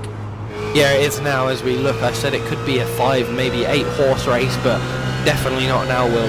The guys behind that are the Radical Racing and Revs Sim Racing team, and they're on 248 points, and that's a good showing for them guys. You know, Tom Stanley had a really good season so far for them, and Mike Thiessen also in the Pro Class having a really good showing for them too, but it's going to be unfortunate for them because they're now out of this title race running in the positions that they are in. So it's only going to be a 3-horse race, as you say, Will, and I'm going to put my money on the Radical Steel Series team to continue to win it, as we just see there Rob Cuss getting lapped by Paul Ledwan, and that's not really what you want, another AM-Class driver lapping you. No, ladies and gentlemen, don't forget, you can view enhanced live timing and team scorings by heading over to live.neo-endurance.com, and you can see up to the moment team standings as we get closer and closer to crowning a champion in the Neo GT series. Don't forget as well, you can follow us on Twitter at RaceSpotTV. Let us know your thoughts throughout the course of this event here today, as we are now pretty much at the halfway point of this event, and we've still got, all these guys have now made 1 pit stop. They've all got to make at least 1 more pit stop, but that guy out front, Stefan Michelin, now has an absolutely huge race lead. And we were talking about that just a moment ago. He's 13.4 seconds on the racetrack. Well, then Anders Dahl, in that 2nd place, he's got then another 23 seconds over Matt Backham. And Anders Dahl, even though he is, you know, not really in touch with the leaders, now all of a sudden, actually, it's only a 9.8 second gap. He really is pulling away from Matt Backham right now and solidifying that 2nd place on the racetrack. Yeah, you've actually got to question here, Will. Are the weight penalties that the administration put in, are they valid penalties? Because BMW, ever since they received that weight penalty at Silverstone, have not been on par with the rest of the cars, have they? They have not been able to compete with the McLaren or with the Rough. So whether drivers either not putting enough time, or it could be the weight penalty. It could be that weight penalty, Will, because the Rough has actually gained a weight penalty for this race, as you said, and that's 10 kilogram penalty, and it's not really affected Stefan Michelin much in this one, so that weight penalty really big disadvantage for them BMWs around this raceway. Yeah, riding on board with Arne Dahl, who right now is classified in that second place, using a lot of those run-off curves as they work themselves down into this final sector of the racetrack once again. Still got some good battles going on the racetrack, and let's have a look outside the top 10 again. You've got Tom Stanley right now battling with Mike Fanous in the 298 and the 198 cars battling on the racetrack. And Tom Stanley, he's going to come out of nowhere in this event and now running solidly top 5 in class for the time being. Yeah, he is really running a very consistent race. I've raced with him a couple of times in trucks, which the UK&I series run on a Sunday night. We run a nice truck series, and he is quite good in them as well. So on an oval to go to a road though and be as quick as this as well and running P2 is very good for him, and I think he's going to have an actual chance of winning this AM class if he can put that throttle down a bit better and have a bit more luck. Maybe Powell led one will get a little bit of disadvantage later on in this race, but he seems to be leading that amateur class with pure ease at the moment, Will, and no one's going to stop him. And I think he could actually challenge for the overall contention and race lead if luck is on his side. And you always need a little bit of luck in these events, especially when it comes to running in traffic. And there you see those three guys separated by about half a second each on the racetrack, and that all starts with Thomas Lunan, who runs in that 12th position on the racetrack. The gap between himself and Stanley, who were just riding on board with, well, that is 0.6 seconds on the racetrack. And then you have a look behind them, Stanley and Fanoussen. Well, that is where it's again less than 1 second on the racetrack. The car behind them going a little bit wide, and race control, they said, you know, they aren't going to worry if one guy goes wide once every so often. They're gaining times and they're setting their fastest sector times. That's when they're going to get themselves a slow down penalty, Jake. Yeah, Mac Backham actually did get an exceeding track limits penalty earlier on lap 20. He got a warning for it as well from race control. He got a slow down penalty from the iRacing service, but also a warning for it from Miguel Sanfield, our race control and race administrator. He is doing a very good job at the moment though, Will, with all the updates and team standings, which I think he's actually updated again. Yeah, and the standings image has been updated again. So we are going to show you what the points are right now in this event. And let's have a look. Is it still Radicals? Yes, it is still Radicals. And they've actually moved up quite a bit. It's actually now a two-way tie for second place between Apex Racing UK team number 2 and Virtual Racing. Right now it's 118 points gained for Apex Racing team number 2. Virtual Racing in third place have lost a couple of points as well. Now this will of course sort itself out as we get ourselves through that final stint, the racetrack, but does look as though that right now just enough is being done by the Radical Steel Series team, Jake. Yeah, it does look like just enough is being done. And what the points mean, Will? Prizes. And that is what prizes are going to be. There is a big prize pot put up for this event, and the first place drivers will be taking home $113 between two people. We can go out and get pissed on that money. That is some incredible prize money and funding done by the Neo GT guys, and second place will bring home $75 and third place will bring home $56, and there's prizes all the way through for the top 6 in the championships, and that will obviously be split between the two drivers in their team or split between the team itself. But some great work going on from the Neo GT guys, Will, and you've not been able to fault them once throughout this series. It has been absolutely incredible. And one thing we must also announce as well, the Kleenex Award. Indeed, so yeah, the Kleenex Award, $10 going to the driver with the least incident in each of the events here today. By the way, we are now just past the halfway distance in this event. For the 5th place drivers, they pretty much can afford one beer each, we worked it out to be before we came on air here today. But we're looking right now on board with Jamie Wilson. He's currently classified outside of the top 20 overall. Been riding on board with him as he has been trying to hunt down Jim Boland, and Boland is of course that AM class driver in the number 208 car. And Bolland had himself a bit of an up and down race, one of these last drivers to pit. Now he's got Wilson all over his rear end as they will continue to work on the racetrack, Jake. Yeah, Wilson will be over the back of Bolland through them S-bends. That is 7, 8, 9. There is a... You lose count of the turn numbers through there, Will, because it's so quick sometimes when drivers go through there, especially when you watch an F1 car or a GT car. It's like whoom, whoom, whoom. Drivers just go through there that quick, and these drivers have been putting on a brilliant performance through them bends, showing you how to do it. And coming down there through turn number 9, that is where we've seen a few drivers get very loose and lose the control of their car, but Wilson not managed to be able to get a run there on the exit of turn number 10 onto the back straightaway, but Bolland getting really slow exit. He will now be in the draft now. Wilson will make a move to the inside. He actually looks to the outside, inside again. He makes it. Will he be able to get it up the inside? Yes, he will. Into turn number 12. He will get that move done. Textbook pass there. Move to the outside, move to the inside. Bolland will not respond on the exit. So there you go. Wilson will take up the 23rd position on the racetrack. Yep, and we'll get ourselves another replay of that pass. But great passing going on once again in this event. And Wilson, you see those side by side as they work themselves to that part of that tight left-hand corner. Textbook pass, take the inside line, don't use too much of the curve on the inside to bounce the car across the racetrack. There you are, you've moved up position on the racetrack, and that is exactly what Jamie Wilson was able to do. Jesper Pedersen right now is involved in a close battle with Timo Voice. In fact, they are almost side by side as just trying to figure out where they're working themselves on the racetrack right now. But Timo Voice is actually in that 181 car, Jesper Pedersen right behind him. These guys are very, very close together right now. Yeah, these guys are very close together on the racetrack. Jesper Pedersen having that early spin as well in turn number 9. We mentioned earlier on in this race, but they're having a very good race. And, you know, that's actually pro drivers there, Will, mixed with the AM drivers again. Timo Verhust and Jesper Pedersen are in the pro category, and Jesper and Clive Lawrence being Apex Racing UK teammates, but obviously part of a different team, Team 1 and Team 2. So they're going to not fight it out with each other, especially as Clive is running P2 in his category. Yeah, and still very close. In fact, this time will Pedersen be able to have a look down to the inside as they go to make that pass?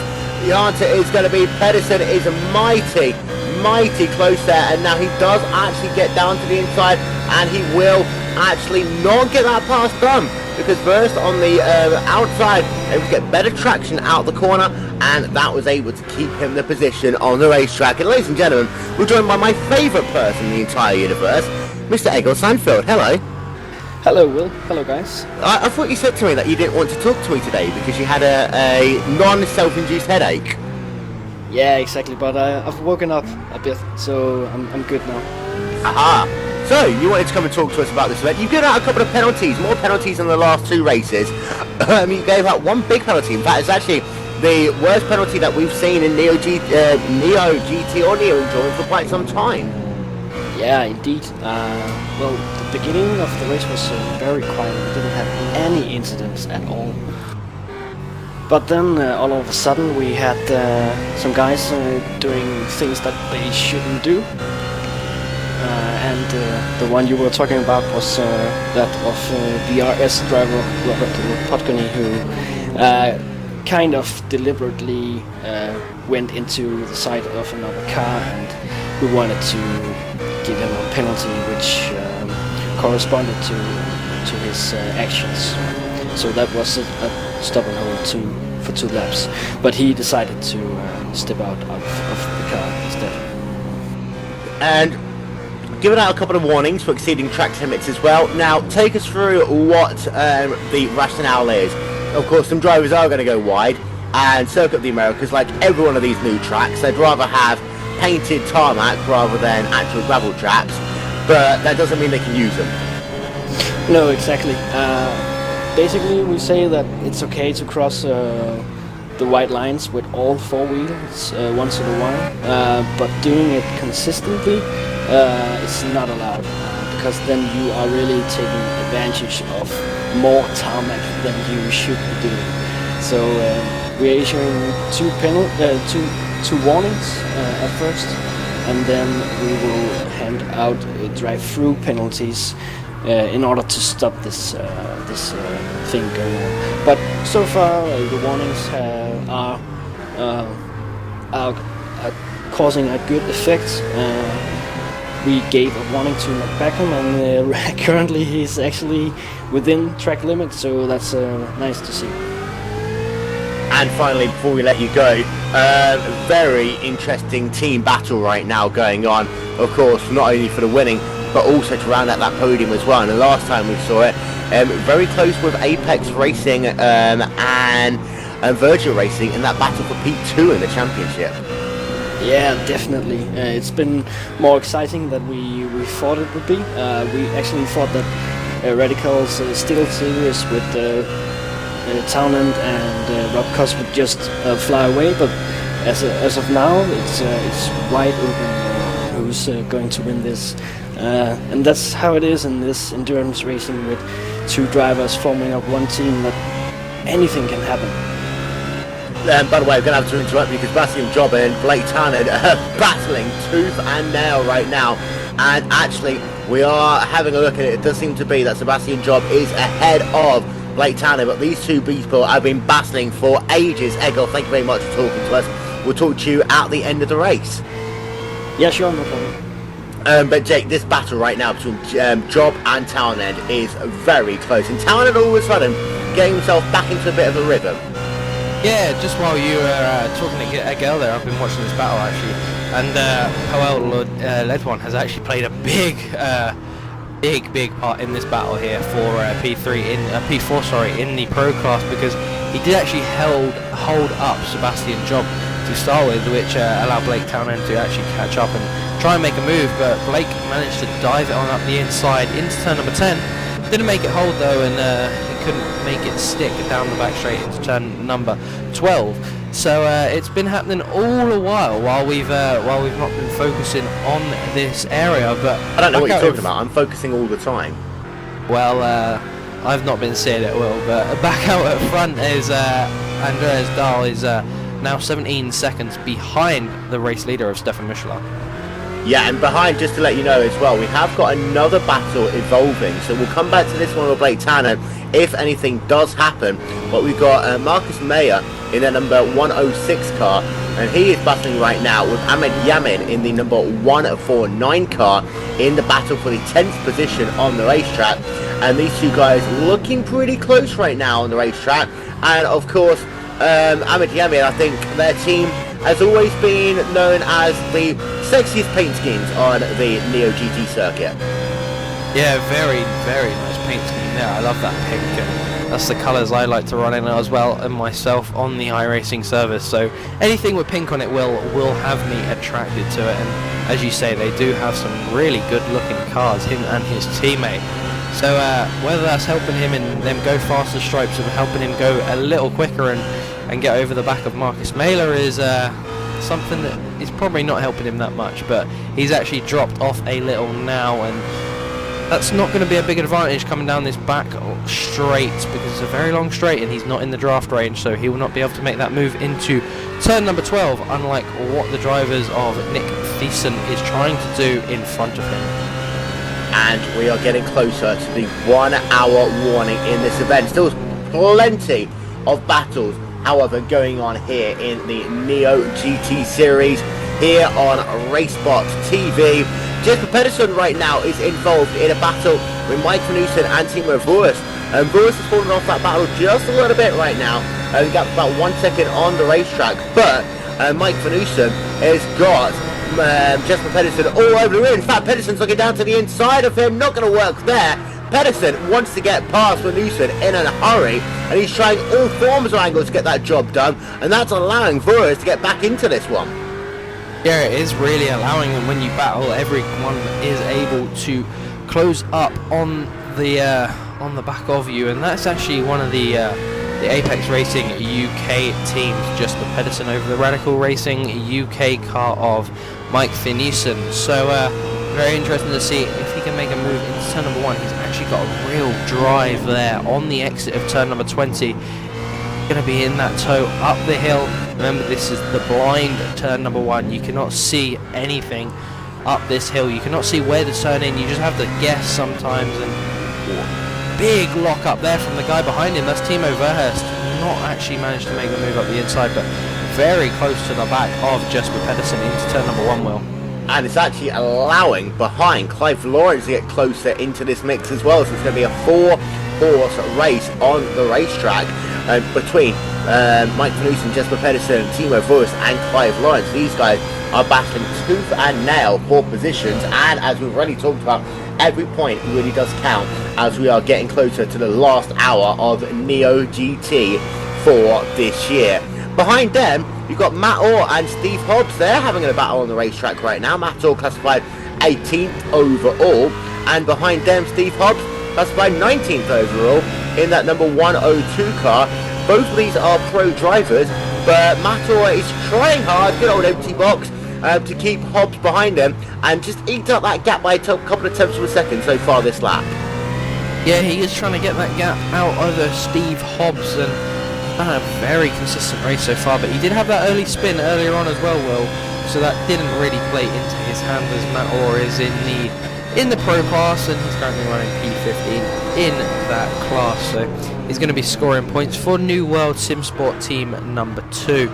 So very unfortunate for him earlier on in this race, but he's actually managed to recorrect himself, Will, and I think he's had a very consistent race towards the end of this stint. I've actually had a few words and messages, Will, saying why haven't we done an EmptyBox update? So I think people are actually missing it. Oh, but we're talking about Matt Orr right now. In fact, and don't forget, ladies and gentlemen, you can keep an eye out. If you don't like the sound of our voice, go and listen to our voice with only Matt Orr in that number 127 car, as we're having a look on board of him now. You can have a look on board of him on the other stream as well if you really like to. And there is your Matt Orr update. Unfortunately, we haven't got the music today, but he is currently classified in the 18th position on the racetrack.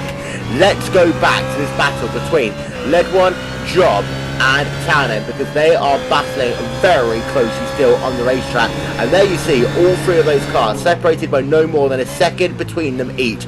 Ledwan running in the 4th position on the racetrack, Job running in the 5th place on the racetrack, and then Townend is running at the rear of that train in P number 6 right now. And someone is going to at some point have to make some form of mistake, and then I think that's going to be the time when Job might be released and be able to dance off into the sunset a bit. Yeah, it is going to be when he's going to be able to dance off into the sunset. But Will, you got to remember, Poel Ledwan, this is his first race in Neo GT, first race ever. He is a stand-in for the VRS team racing in the AM class. So he's doing very well, really, to mix it up there with the championship leaders of Blake Townend, sorry. So he's going to be very chuffed and very proud about himself, the way he's been able to pull it out for his team and give him some points in this race, just standing in as he gets very loose there on the exit of turn number 1, allowing Job to be right over the back as Blake Townend actually drops off a bit from Sebastian Job on that lap there, Will. Does, and Job is now all over the rear of Ledwan once again as they work themselves down through those long twisting S's on the racetrack. If you've never actually seen a track map or circuit of the Americas, you will see just how difficult that section is. In some ways it's very similar to Maggots and Beckett's at Silverstone, but they just go on and on and on, and these drivers are having to do it for 2.5 hours, and we now have just 1 hour remaining of Neo GT this season. And before we get ready for our second round of pit stops, we're going to step aside for just one moment, and then we'll be back with the rest of the third round of the Neo GT series here on RaceSpotTV. We'll be back in just one moment's time.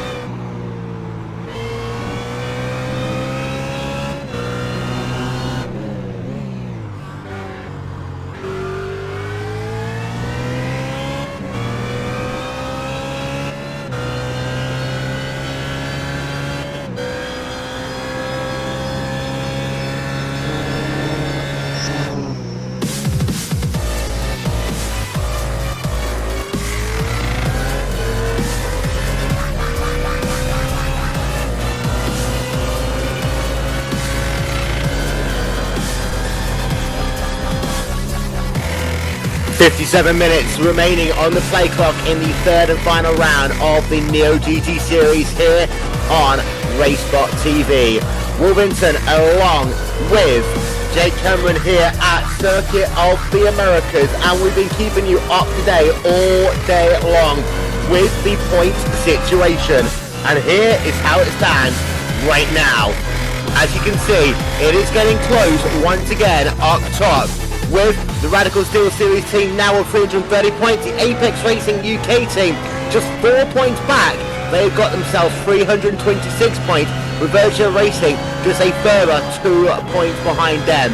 There is just a total of 6 points separating your top 3 teams, Jake, as we are in the last 55 minutes and change of this series. Anything can still happen here today.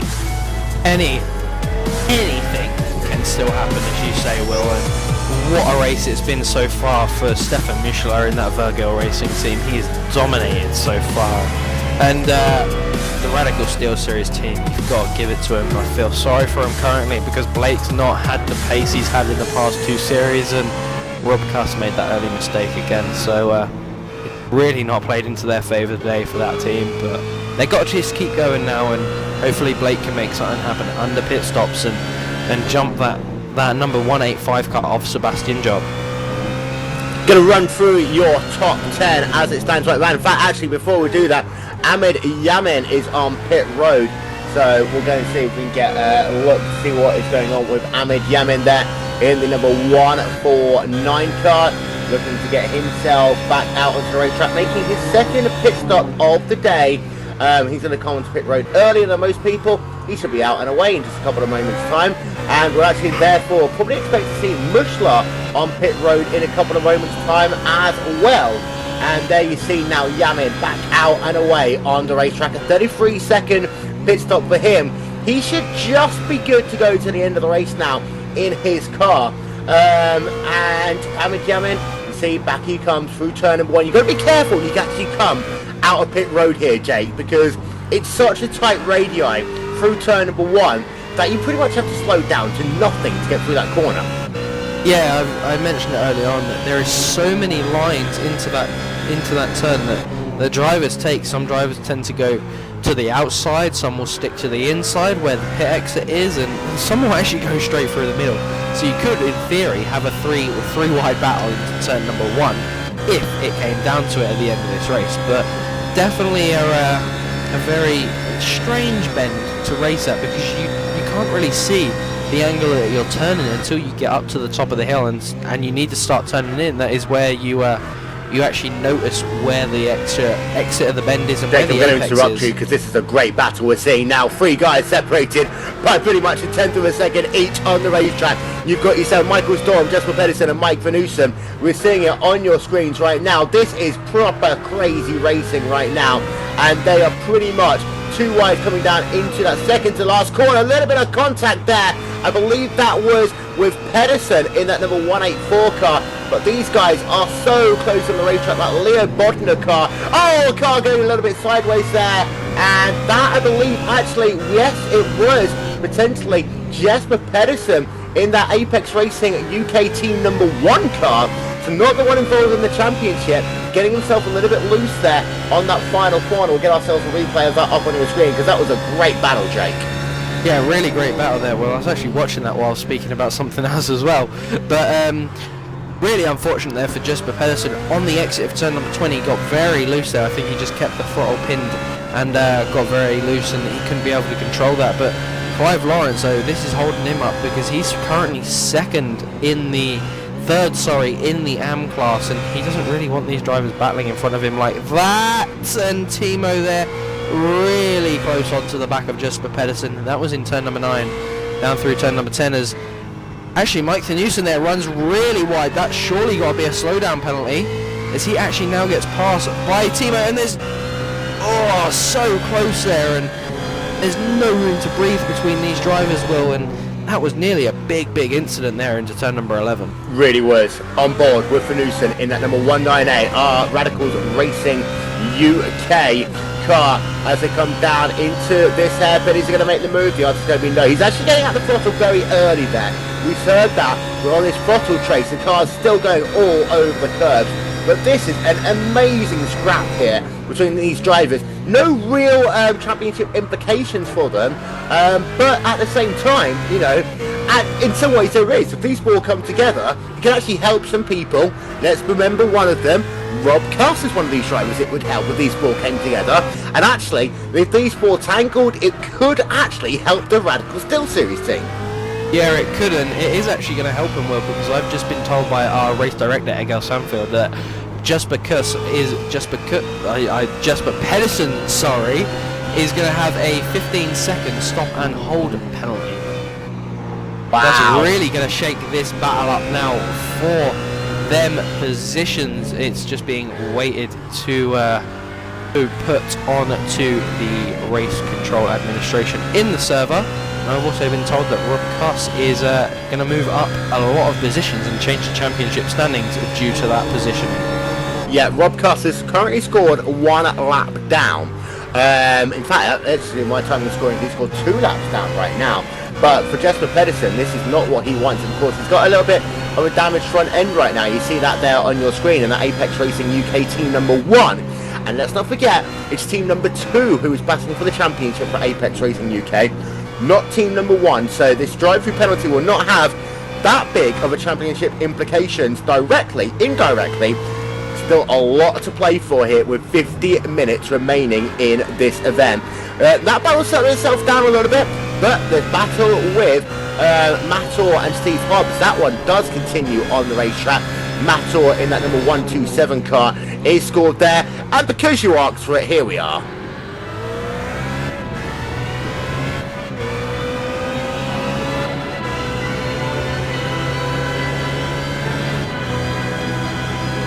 Ladies and gentlemen, it's time for your Mator update here on RaceSpotTV.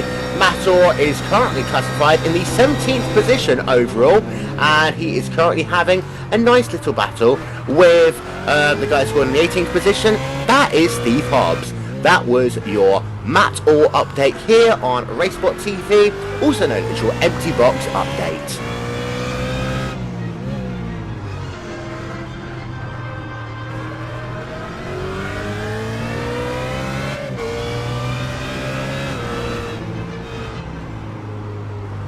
So there he is, he's running in the 17th position, but still has that Steve Hobbs right behind him. These two have actually been battling pretty much since that first round of pit stops.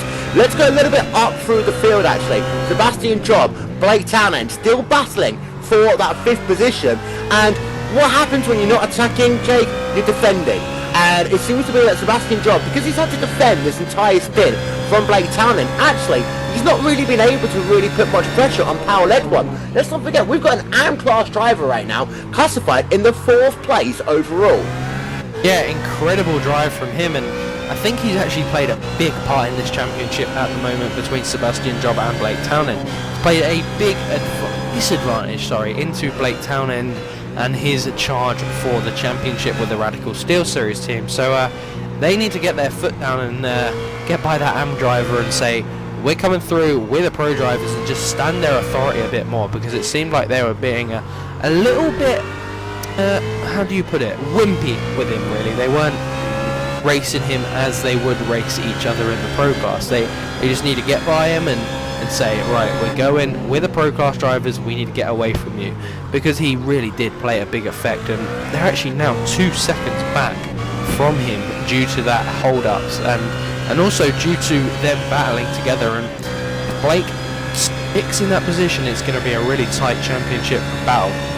Right, let's run through your field before this next round of pit stops. Let's start with this guy coming into shot right now, Stefan Muschler in that 120 car. He has led pretty much this entire race. He's made 1 pit stop, like everyone else, but he was onto pit road first that last time by.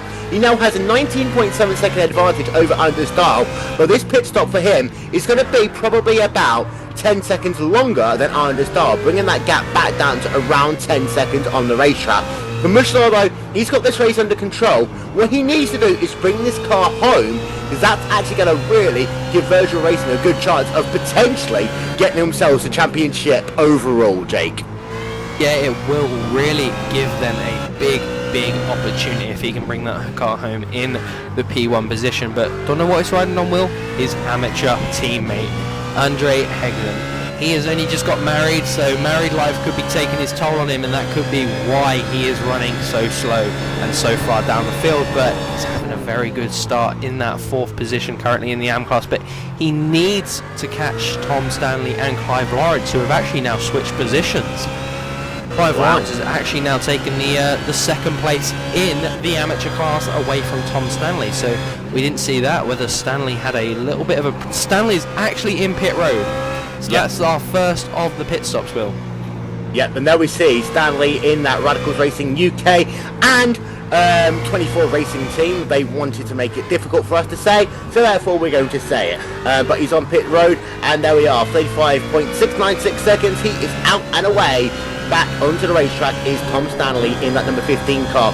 Now, if pit stops are starting, you've got to keep an eye out on Stefan Muschler. He might be onto pit road in the next couple of laps. To continue running through your field, Understar, he made one pit stop earlier, that was 50 seconds. However, he is running in 2nd place in the Irish and Denmark DK number 1 team. He's got himself, 11-second advantage right now over Matt Backham. He's not feeding into the championship as he just finds a way past that 49 Motorsports car there, who's putting a lap down. Understar's run a very clean race so far, not been able to put much pressure on Muschler, but this is going to be interesting because I think still Dahl has got the opportunity to throw the upset towards the end of this race, Jake. It's going to be interesting to see what he can do, because he's 20 seconds back on the racetrack at the moment, Will, and we know it's about a 2-3 second lead that you can get on the racetrack if you stay out a little longer than other drivers. So he'll have to go a lot more laps to make that gap up, Will. So I think this race is really done and dusted for the lead, unless Stefan Muschler gets a bit of technical issues. And actually, looking at Stefan Muschler... Let's be honest, let's just say if he has a bit of a Hugo Louise moment.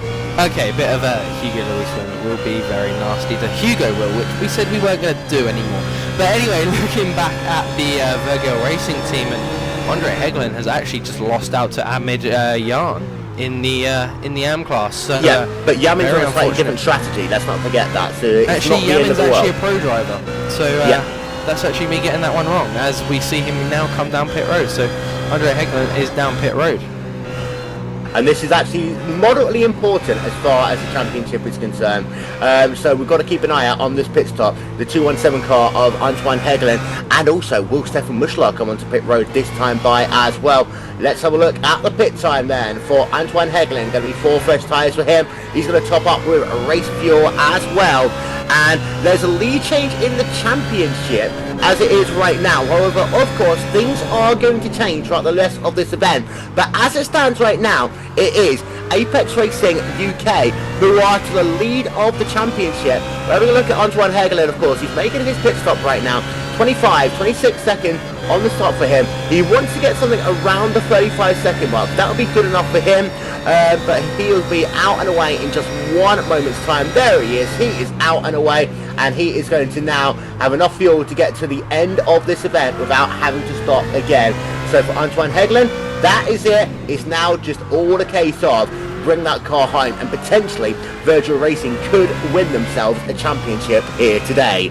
Let's keep our eye out though on Stefan Muschler. Where is he running on the racetrack? Well, he's still leading, of course, but we've got to pay attention to whether he's going to come onto pit road this time by. Before we do that, very quickly, let's talk about Matt Backham in that 116 car. He's running for Radical Simulate, so not the team who's battling for the championship, but at the same time, there is a potential, you've got to say, Jake, that if actually Townend is in 4th place and Backham is in 3rd place with 1 minute to go and it's that close to the championship, maybe, just maybe, Backham will allow Townend past. As Muschler's on pit road. Yeah, maybe we'll allow him by, but yeah, Stefan Muschler, our race leader, will now come down pit road, and that'll be that long journey down. 55 miles an hour is our Kota pit lane limit speed. Okay, you stop, you get your teeth back in, and I'll do this. Stefan Muschler onto pit road. Pit road speed here today is 45 miles an hour, as he's going to get 4 fresh tyres. He's going to top up with race gas as well. And we'll actually have a look on board with him. And Just that quiet moment of reflection for Stefan Muschler as he is on pit road. 16 seconds. You see the tyre tracks travel down. 42 minutes remaining in this race. He's got to get himself another 15 seconds worth of fuel. Then he'll be out and away for his final run to the checkered flag. This could be potentially a championship winning moment for Virtual Racing. 31 seconds on the tracks now, and he is going to be classified as out and away as he brings himself back down to turn of 1 again. There is a little bit of traffic that's going to come into turn 1 around him, but thankfully just able to get out ahead. You don't want to be side by side for that corner, either have them ahead or have them behind, but Muschler is out, and he is now running to the flag, Jake. Yeah, thanks for that, Will. I was getting a bit tongue-tied there, and he will now come out, and he's going to move behind Backham and drivers like that, but he's already got this summed up, I think, Will. There's nothing that can stop him. If he can just drive consistently, he has got this race done and dusted, and it is in the bag for him and Virgil Racing. But then again, they've not got the championship just yet. His teammate needs to start making some moves right now. He needs to be on the edge. It's all or nothing right now, Will, isn't it? If you excuse me, if you're not winning the championship, then you need to give it all, because if you don't win the championship, then it's just nothing, isn't it, Will? Indeed. What we're going to do in just one moment's time, we're going to show you the point as it was before this sequence of pit stop started. This is what we were talking about just a moment ago. Gonna have to wait for the standings as they are right now in this race to cycle through, and that's going to happen in about 10 seconds time. But then we're going to show you what the points were before, and we've got to reiterate this. This is before the sequence of pit stops started. So take your pen and papers out, let's get it all ready, and then we'll have a look to see how it is after pit stops. But the important thing was that just before pit stop started, it was a change with the Apex Racing UK team actually ahead by 3 points over the Radical Steel Series. Then Virtual Racing in third, Radicals Racing UK and RevSim Racing team in fourth, Radical Simulate in the 5th place, with Gathering and Tweakers in 6th, number 1 AAA Racing team in 7th, and then Irising Denmark DK1, Irising Denmark DK number 2, and then 49 Motorsports. They rounded out your top 10. But I will actually ask you that question again, because we didn't really get the chance the last time to actually discuss it. If Backham's ahead of Townend with a couple of minutes to go in this event, will he allow his teammate pass, even though they're not officially teammates in this series, do you think, to allow at least a Radicals driver onto the championship deck? I don't know, Will. It's going to be very interesting to see if there's going to be any team orders coming there. We heard it from their crew chief.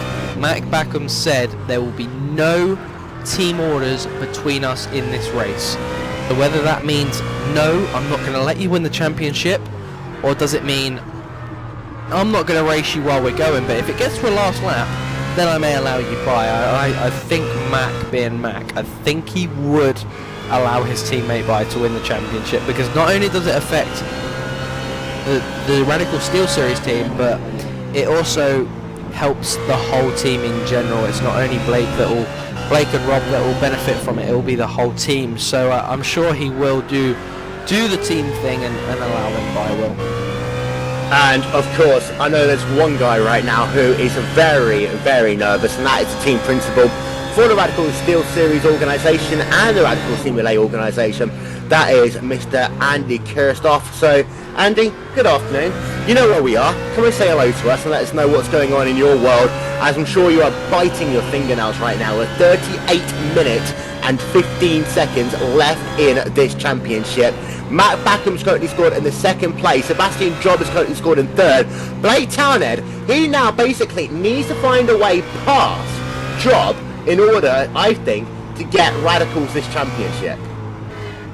Yeah, he does need to find a way around him, and he was actually past him on the last lap, but Sebastian managed to get it done into turn number 1 as we watch them now going up the long hill into turn number 1. Blake will not try and make the move to the inside though.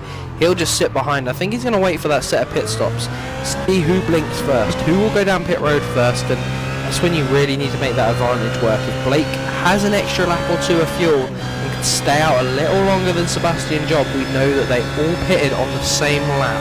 2nd, 3rd, 4th and 5th all pitted on the same lap in the last set of pit stops. So they're going to all have the same amount of fuel, Will. They're all going to have the same tyre wear.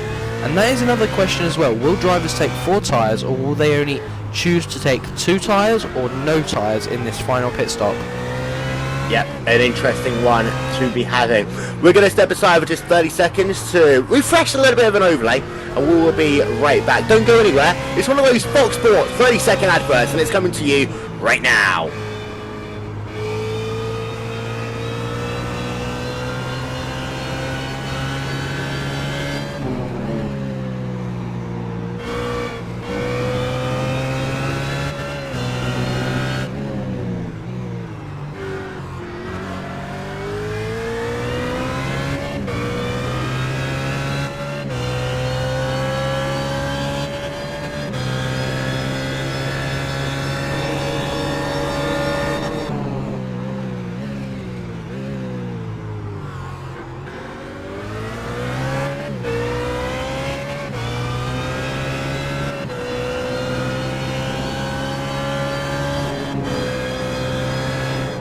We told you it would only be 30 seconds, and there it is. It was the 30-second advert there.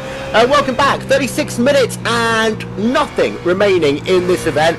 And that battle that you're seeing, Blake Tannen's got a 6.4 second gap over Moore. However, things are still incredibly close on the racetrack. In fact, actually, no, Tannen's just been able to get himself past Sebastian Job there. So Tannen is once again back up into position. And this has got so many critical components for the championship that every single pass that Townsend's going to make is going to be critically important. Yeah, because if Townend stays out in front, it allows the Virgil Racing team to have a closer gap on both of them.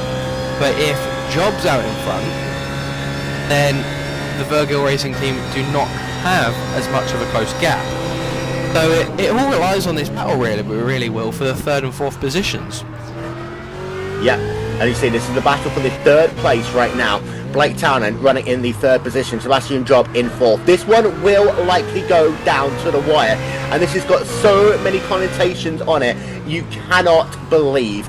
And Blake Townend, you see, and it's very close between them, just 4 tenths of a second still between those drivers on the racetrack.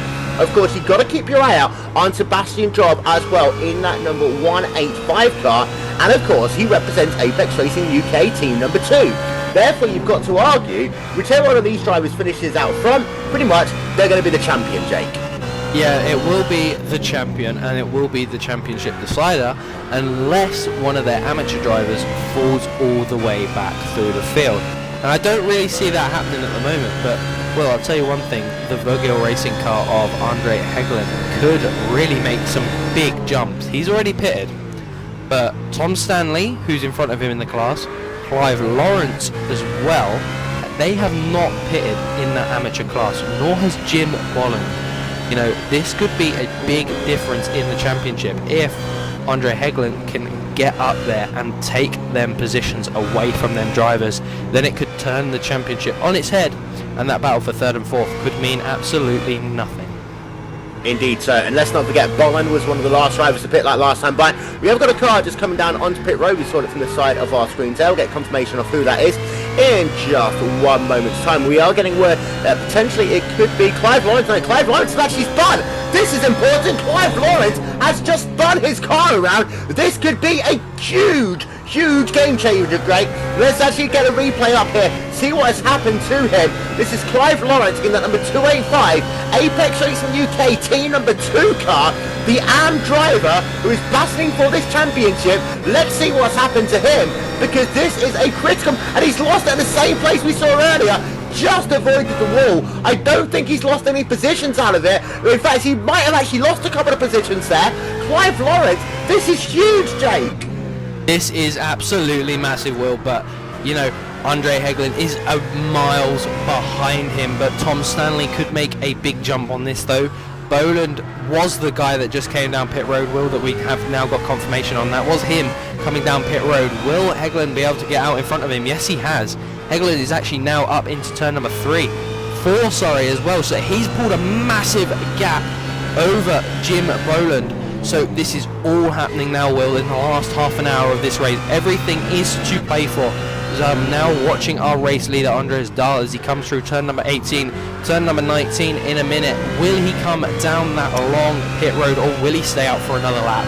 Surely he's got to come down pit road now. We're on lap 56. Will he come down pit road? No, he's going to stay out for another lap. So, Andres Dahl, let's not forget last time, these guys did about an hour or so on their first tank of fuel. So their second stop is going to literally be a splash and dash.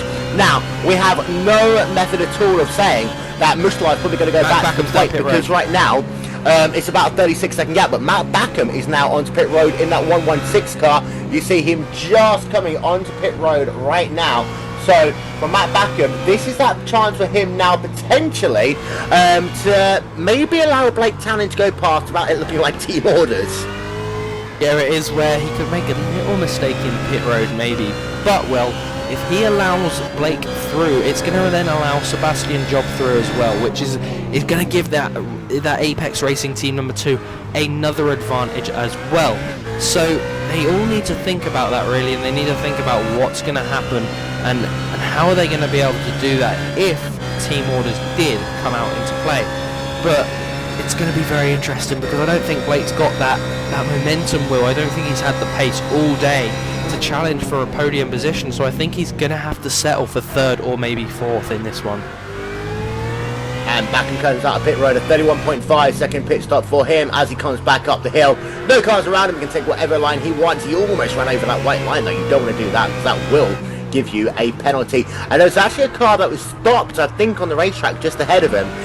We'll get confirmation of that in just one moment's time. But Backham's on pit road, he's made his pit stop. Therefore, we think Blake Townend will probably be on pit road that next time by. Andres Dahl, meanwhile, well, where's he? He's working himself through towards that final sector of the racetrack again. Now, he pitted just after the 1 hour mark that last time by. He's there for about 56 minutes by our watch into his second run right now. He's on lap number 56 in total. He's led 10 laps of this event here today. And will he make that journey into pit road this time by? And also, in many ways, is it going to make much difference? Because, of course, we all know that Mushla will go back to the point. Dahl stays out this time by. There's no need to worry about him. What about Townend running in that second position? Because he's got a job all over the rear of him right now.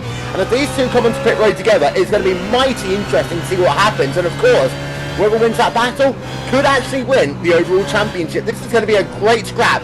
We're now less than half an hour remaining in the third and final round of the 2014 Neo GT Series here on RaceSpotTV. Neither of them come down onto pit road that time by, Jake. No, neither of them do come down pit road. Who has got the most fuel left? Who saved the most? Who doesn't need to put the most into pit road? Because we both know, Will, that the pit road time of putting fuel in takes forever. If one driver could save a gallon or maybe 2 gallons, that is half a tenth, maybe more, even a second that the driver could make up on the racetrack. So it's all going to come down to pit road. It's all going to come down to mind games and the strategy these drivers have been able to put in, and who's been able to save more fuel during this event.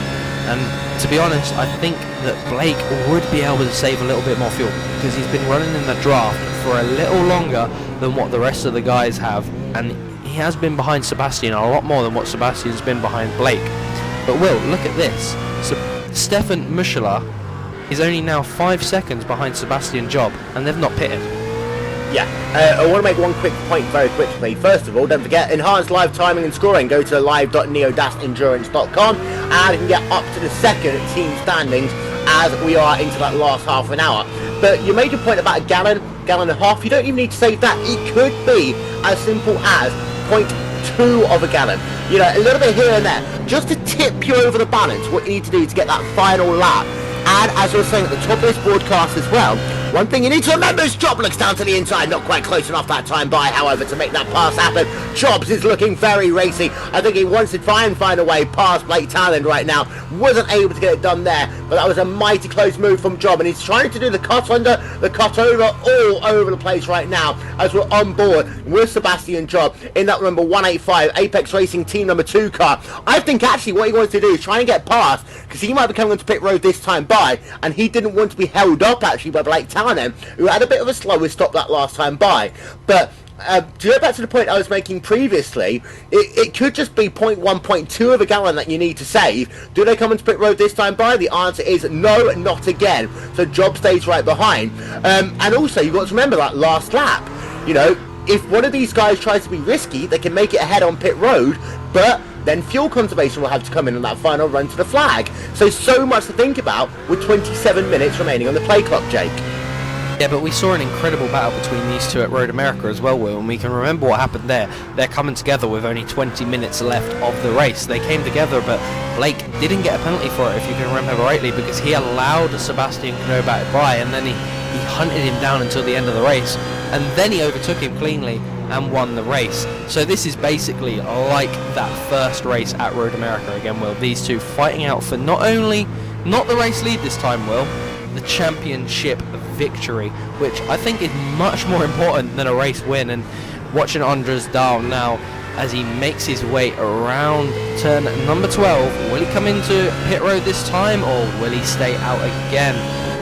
Something we'll have to find out just in a couple of turns time. But a little bit of contact actually there between Job and Townend. There is a little bit of contact. We'll get ourselves a replay of that at the moment, because this could be a chance maybe for Job to, you see already, Townend is heavily defending. He's going to make Job go around the long way. Job is actually thinking, I can try the AstroTurf. He's going to go round the long way. Could this be a pass here in what is essentially going to be for potentially championship? No, not this time. Let's actually go and have a look, see what happened, because there was a little bit of contact between those two drivers.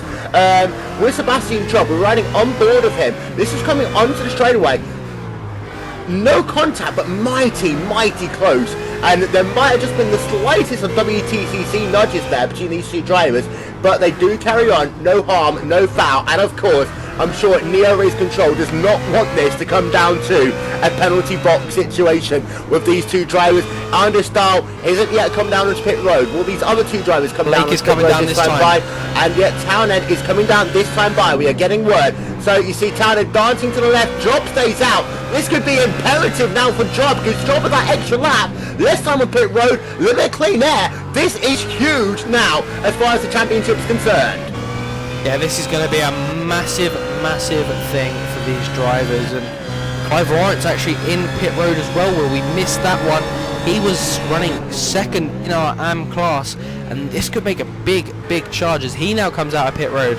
As you say, Blake Townend now there on pit road. Sebastian Job will have some clean air. He has got one driver in front of him, which is a lap down. That is the trading car of Timo Verhest, number 181 machine, so he'll be able to make a light work of him. But I'm sure Sebastian's got to come in this time by. Them BMWs surely cannot run that long, and same as Andres Dahl. How is he managed to stay out for so long? Stefan Muschler, we're getting word, might have actually had a spin. Stefan Muschler might have had a spin. This championship keeps on changing. Blake Townend's out of pit road, 26.2 seconds for him. We are getting word there, and actually, yeah, Stefan Muschler, that last time by, a 2-minute 11 lap for him. Something has indeed happened to Stefan Muschler. He took a spin on turn 15 and lost 6 seconds, Will. Wow. So for Stefan Muschler, after setting one of his fastest laps, then goes ahead and spins that car. This championship is actually going to come down to the absolute wire here. Yeah, it really is going to come down to the wire, as he's now actually approaching Sean Lees. That is the Steel Series Radical Simulate, sorry, not Steel Series, Radical Simulate, as he's not actually going to allow him by that time. So that could be a bit of team racing there as well, trying to help out Blake Townend, hold that lead up, so he can allow him to catch up. But looking towards the AM class, Will, that Andre Hegelin has been able to get past Jim Boland, so that moves him up into P4 in the current standings for the amateur class. He needs to catch Tom Stanley though and get that podium. Yeah, we're trying to figure out what's happened to Stefan Muschler. We're trying to see if we can get a replay up of our screen on that. We're not quite sure if it happened here or not, but Stefan Muschler definitely did have a spin at some point in the last couple of laps. Dahl is down pit road. Andreas Dahl is down pit road. Sebastian Jobs stays out though, Will. He will now be our official race leader. So, Anders Dahl is on pit road. We'll get an angle and we'll wait for Anders Dahl to make that journey down and see. He's actually out of pit road now in that 103 car. He's back out onto the racetrack. He's come out in front of Stefan Muschler. He's come out in front of our race leader. That is huge. That is huge. And that is all down to that spin that Stefan Muschler had just a moment ago. There's Dahl. And you see, there is Muschler right behind him. So actually, the gap's only 1.8 seconds on the racetrack. But now, what we have is Anders Dahl for the Racing Denmark car, leading this race essentially once everything's going to be said and done. Michelin is now going to have to catch and pass Anders Dahl on the racetrack, and Michelin has now got it all to do to try and get Virgil Racing back into this championship contention. Yeah, he really needs to put that foot down and hopefully not make another mistake like he did before. And this is a huge thing now. But Will, what is Sebastian Job? Where is he going to come out on the racetrack? Will he come out in front of Mac Backham and Blake Townend? Because he's currently leading the race as he now comes down into turn number 12. Andreas Dahl is probably, say, 11, maybe 12 seconds back. So it could be a big advantage to Sebastian Job over them Steel Series radical teams. Sorry. So this is really hotting up now, Will, and we've only got just over 15 minutes left. Right, a couple of things to talk about. Actually, there is a gap between Matt Backham and Blake Townend of 10 seconds on the racetrack. So, all those things about Backham slowing down and helping Townend, it's going to have to be pretty obvious now if Backham's actually going to allow Blake Townend past. We're having a look at Sebastian Job as it stands on the racetrack. He will be classified as the race leader the next time they come past the start-finish line, but he is going to make that journey onto pit road. So, ladies and gentlemen, this is the moment that we have been waiting for, as Anders Dahl is now, not Anders Dahl, Sebastian Job even, is onto pit road. Pit road's been here today, we've talked about it already, it is 40 miles an hour, and this is that critical moment right now for that 185 Apex Racing team number 2 car, as he's not necessarily going to win the race. The important thing is, though, can he come out ahead of Blake Townend and potentially also Mac Backham? Here he comes into his pit box. Let's see what his pit time is going to be, and it's going to be a shorter one. Let's not forget that these times are going to get shorter and shorter, and potentially this could be as low as a 25-second stop for him. Having a look up above from our aerial camera, 19, 20, 21 seconds. He's going to come out of pit road any moment now, and Matt Backham's gone past, but it looks like he's going to be ahead of Blake Townend. So the important thing is Sebastian Job is going to be ahead of Townend, because you see there is Sebastian Job, and then there in the distance, that is Blake Townend. It looks as though that Job has got the job done there. Job has got the job done. I knew you were going to say that. Well, he has got it done, and wow, what an upset this is made to the championship. Did Blake leave it too late to pit? Did he pit too early? Is that the question? But very unfortunate for him right now, and all he can hope is that Sebastian Job has a bit of bad luck in this race, and we'll have to see what the championship standings are updated after these round of pit stops. That is if they're updated before the end of the race. Will the race control leave us hanging until the end, or will they let us know just after these pit stops, and will they be updated within the next 5 minutes? But Stefan Michelin now 2 seconds back off of Dahl, but he's managed to close that. He's 1 second back. Yeah, he has closed that in, Will. But on my time in the score, and it says 2 seconds when he crossed the line. It's less than a second, just believe me. You can see it right here on your screen, that you've got Anders Dahl, 0.9 of a second, 0.8 of a second between Dahl and Michelin as a battle for the race lead. And there's connotations, don't forget, with this as well. And you can see there is Dahl. And we go from the onboard camera from him and to Stefan Michelin, who is behind him. The gap is just 0.8 of a second. Now, of course, catching is one thing, passing is another. Can that Roth get past that McLaren? We all know that when it comes to straight line speed, these cars are pretty even, but we never know whether Michelin is going to be able to try and find a way of slotting it down the inside and getting this pass complete. There is still so much to play for, and to have a look back from Michelin to Backham, it's a 9.1 second gap. Actually, it's Sebastian, it's Max Backham who's currently scored in your 3rd position. So for Michelin, he now just has to do one thing and look forward and try and find a way of getting past the guy who you can see on board right now. That is Anders Dahl, who's running in your race lead. There is a view from Stefan Michelin, and Michelin has now got 18 minutes and a little bit of change to get that job done, to potentially get Virgil Racing back in the championship hunt. Yeah, he has got to make that move to get them back into the championship hunt, but whether, as you say, Will, he's got enough to get past is a different story. And he seems very smooth as well. He's managed to close that gap in quite a bit, as it's now down to just under 0.6 seconds on the raceway. As I've actually just had word from Miguel that he is now updating the points standing, so we'll be able to find them out in a couple of minutes' time before the end of this race. And and see who needs to do what to be able to win this championship. But I'm certain, Will, this is now the Apex Racing Team 2 championship to lose. Yeah, but you've got to remember, where are the other drivers, the second drivers? You've got the pro drivers, of course, who've been focusing on them, but you've got to consider all of these things. Where are the AM drivers in this battle? And Rob Cast for the Radical Steel Series team is running in the 28th position right now. He really isn't helping his teammate out at all. You have a look down to the virtual racing car of Antoine Hegling. He's running in the 21st position on the racetrack, and I'm just trying to figure out where the guy who we need to pay attention Clive to Lawrence is 18th, Will. Yeah, Clive Lawrence, he is running in the 18th position, so neither of them are doing particularly well, but there's still a lot to play for, and Clive Lawrence is actually not that far behind Tom Stanley in the battle for the 17th position on the racetrack. Could the championship be won and lost in this battle for P17? It could be, Will, but as Sebastian Job made the overtake on Blake Townend in pit lane, Tom Stanley overtook Clive Lawrence while he was on pit lane, because Clive was actually running P2 in the AM class, but now P3. So it's all hotted up, Will, in the last couple of laps, and everything is now to play for, because I'm sure Clive's not going to give up. He got overtaken on pit road, one of the most frustrating things, and you ask any driver, they say, what's the horriblest thing to have done to you? And it will say overtaken on pit road, because it's just a mind game that they play with each other, isn't it, Will? Who can make the best stop, and who cannot spend the most time on pit road? Yeah, we've been having a look from the rear of Stanley in that 298 car, and you have seen immediately how close this gap has been getting. And I tell you what, we've got a fascinating last couple of laps of this race.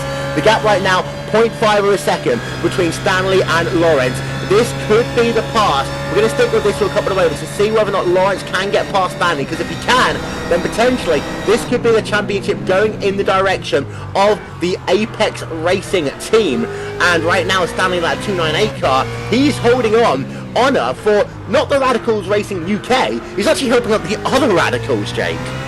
Yeah, he is helping out the other Radicals team, and he needs to keep what he's doing really well. It's nothing to do with him, that championship battle, because he's actually fighting for their own championship position, Will, because they currently sit 4th in the standings before they've been updated. So he's fighting for their own prize money and for their own prize fund, and even trying to get a podium in the championship.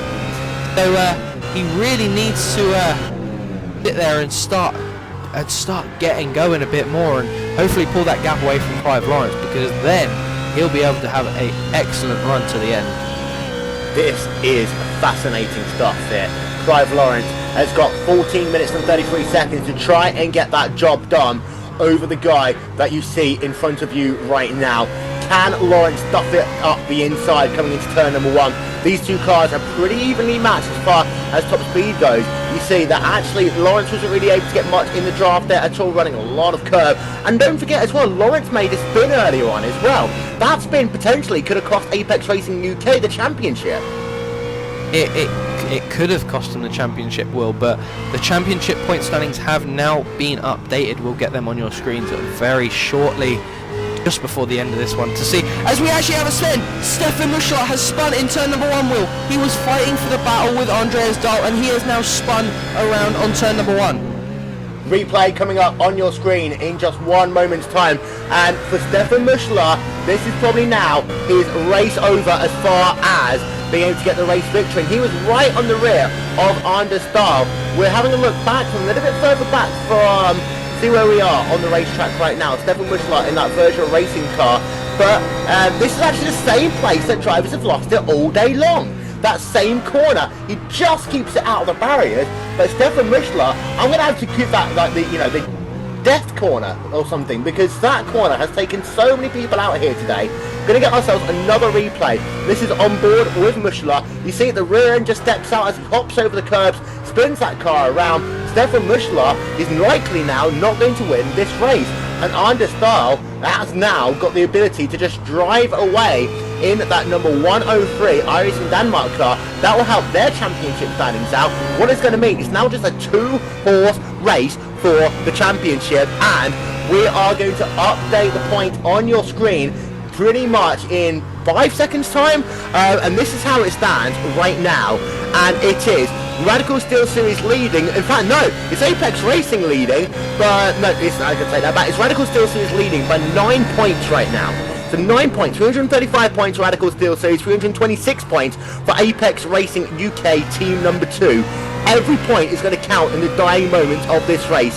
So, that battle we were looking at just 1 moment ago, Jake, with Clive Lawrence, that is going to be incredibly important, and he's got past Tom Stanley.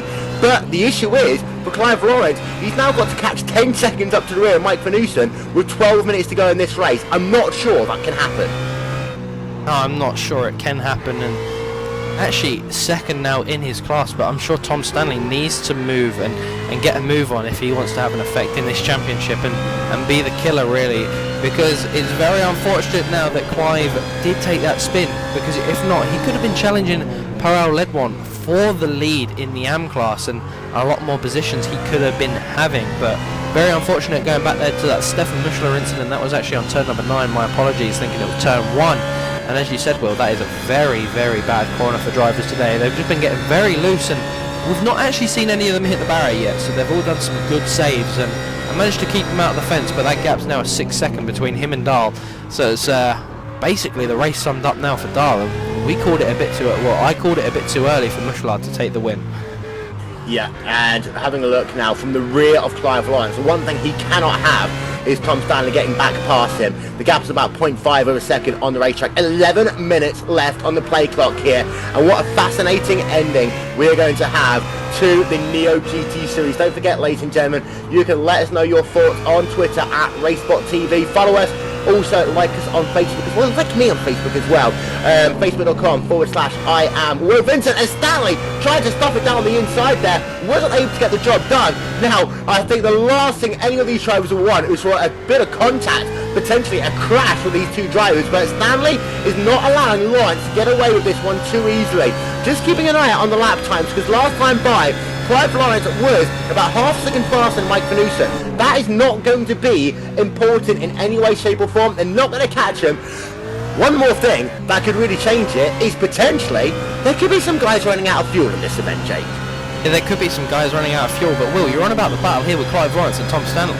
But the reason the Radicals team have taken the lead again is because of Rob Cuss. He has moved up a lot of positions in the last couple of laps, and he's now fighting with his teammate, in theory, Sean Lees, and Stefan Copens for that 26th position on the racetrack. He needs to get this done if the Radical Steel Series team are going to win this championship. He needs to get all the positions he can get.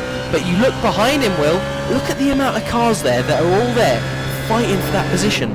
You've got Andy Baker, Steve Hobbs, they're all there and they all are hungry for that position. Oh, Cuss there! And did he just actually get past the one in there? Big crash there, Will! Stefan Copens there, turn number 9 into the barrier. Huge impact there. We'll have to get a replay of that on your screens.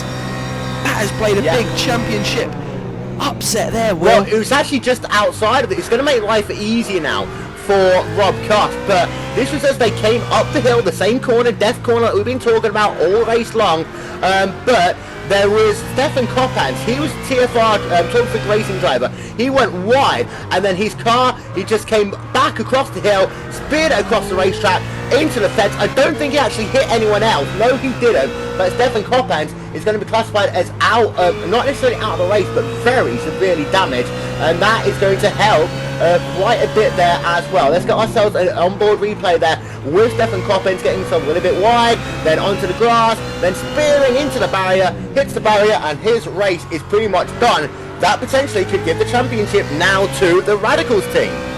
Yeah, it has handed a lot to the Radicals team, but Will, we were on about team orders earlier on between Mac Backham and Blake Townend, but now we've got team orders maybe between Rob Cuss and Sean Lees. Them Wait, two Sean now, Lees don't pass Rob Cuss potentially? Is it going to be that, Will? Is it going to be that though, or are they going to be battling for it? You know, what are they going to do? It's going to be incredible to see, and there's a lot of battles going on here now, and Jesper Pedersen now also in between the gap of Townend and Sebastian Job, as Townend really closing that gap now onto the back of Sebastian actually, Job. this race is taking another turn because a car just being able to split the Radical duo that was going on the racetrack. I'm just trying to figure out who that is, because that is one of the Apex Racing drivers, but I think it's actually lap traffic. These guys are going to be put a lap down, so this is where this championship's going to get even more That's Clive scary. Lawrence. Yeah, it is Clive Lawrence. Has he come from the back or has he come from the front? No, he's putting a lap on these drivers right now. So Clive Lawrence is going to have a little bit of a sweaty bum moment in time, as he's got to find a way past this Radicals driver without there being any form of contact. We're having a look now on board with Clive Lawrence. He is running in the 16th position on the racetrack. He hasn't made another pit stop, so he's putting a lap right now on Rob Cuss, with 7 minutes to go on the play clock. And this is fascinating between the Apex Racing team number 2 and the Radical Steel Series team, and it's just all going to come back down to the fact that, you know, the Radicals team were very good in round number 1. Apex Racing weren't that strong in either of the events, getting points, and they're paying for the price now, as it was that actually just going a little bit wide, Rob Cuss. I don't think there's going to be any harm there, though. No harm there for Rob Cuss, and he's actually going to allow Clive Lawrence by. I think he's going to allow him by. Yes, he has. He's allowed him by, and Sean Lee seems to be backing off. Has Sean Lee's actually made it past? No, that's Matt Backham I'm looking at there. There's too many Radical cars there, well, with red and blue on their cars in that area. And then you got Radicals Racing UK lot in there as well, so it's literally a Radicals fest. With Radicals Steel Series, Radicals Simulate, Radicals Racing UK, all involved in the mix there. I think the Radicals Steel Series team will say, are you radical enough? I think here on this track today, they're going to probably prove something. 6 minutes left on the play clock. Let's run through your top 10. It's Dahl, from Mushla, from Backham, from Job, from Townend, from Moore, from Ledwin, here first AM driver. Then Storm, Finucane and Yarman. They are your top 10. So you've got them Backham and Job. Pay attention to them. Lawrence is second place right now as far as the AM class goes. That's important because of the fact that he is basically involved in this championship battle for Apex Racing UK number 2. Then you've got to have a look through the field a little bit more, and things are all over the place, Jay. Yeah, anything is open, and there's drivers we've not really seen within the top 10 that are now running within the top 10 wheel. We've got Yamin up there, Thiessen, Storm, we've got Powell Ledwan, amateur driver, currently leading that amateur class today, and it's absolutely incredible to see them drivers up into the top 10, because we've not seen them hardly any time in this series, Will, and it is really good to see them drivers giving it their all and trying to make the most of this COTA race, and that is what they've done. And the BMW, though, Will, has not really been on form today in these, so the drivers in the McLaren and the Rough have actually had a really good day, in my opinion. They have, and potentially we're getting word that Andre Hegelin has potentially had a couple of issues because he's falling down from the order on timing and scoring, and also Sebastian Job is actually going to catch this lap traffic potentially before the end of this race, and if he does, this is going to allow Townend to catch up to the rear of him. Still a lot to play for towards the end of the race, and don't forget there's no blue flag rules here in the Neo GT series. In fact, yeah, we're getting word Andre Hegelin is out of the race as far as we are aware now. This is actually going to allow potentially Rob Cuss past him. If this happens, what it's going to mean is more points potentially for Rob Cuss. This is going to be huge and potentially again solidify the championship for the Radicals. So, as far as Apex Racing has been concerned, and we're having a look at Sebastian Job right now, they've done everything they've needed to do pretty much, and short of Backham or Mushla or Dahl running out of fuel, they can do no more. But they've lost the championship, not in this round. They've done a great job here today, but they've lost this championship in the previous 2 rounds, as we've got points updated again. We're going to get them on your screen in just one moment's time, but it is very close with 3 minutes left on the play clock. Yeah, it is very close now, and there's only going to be 2 laps of this race left, and Will, just to give people an insight, the gap is down to the closest it's been in the championship throughout the whole of this race. It is incredible now, and that retirement there from Andre Hegelin could make or break that championship for one of them 2 teams, because Rob Cuss is now going to move up a place, which is going to mean more points for him and more points for the Radicals Steel Series team. And I'm getting confused with all these Radicals, Will. I really am. It's a bit like the 2 caterings that we had in Formula 1 at one point. Radical Steel Series, Radical Simulate, Radicals Racing UK. But there is looking from the rear of Rob Cuss. He's basically now just got to bring that car home Don't spin it, don't hit a barrier, just bring that car home. You see another Radical Steel Series car ahead of him, and then you've got Radicals Racing UK cars behind him, but that 221 car of Rob Cox potentially could win the championship now. His teammate, well, that's Blake Townend in that number 157 car with 2 minutes and 30 seconds left on the play clock. And as it stands right now, this is what the championship standings are with just 2 minutes to go in this event. There's still a little to play for in some ways, but 2 points in the championship. But don't forget, Andre Hegelin has lost a couple of positions since then. 2 points in the championship. Radical Steel Series from Apex Racing UK, Virgil Racing are out of it for the time being. And if anyone runs out of fuel, this championship can still change, Jake. Yeah, this championship can really still change, and I just looked when Andreas Dahl passed the finish line, and it was a 2 minutes and 10 seconds left on the clock, and the lap time around here is 2 minutes and 4 seconds. But I don't know if we've got the white flag yet, or if we could have one more lap. No, we haven't. And the thing is, under normal circumstances, if you've got yourself, you know, a 5, 6 second gap, you'd slow down, not run that extra lap. The issue is, Stefan Muschler is only 3 seconds behind Anders Dahl. So they're going to have to do that last lap with literally just a couple of seconds left on the play clock. What happened at Road America, Jake? We had a big crash at the end of the race because of the fact that people are running out of fuel coming to the line. Now, it's not as steep an incline here as it was at Road America.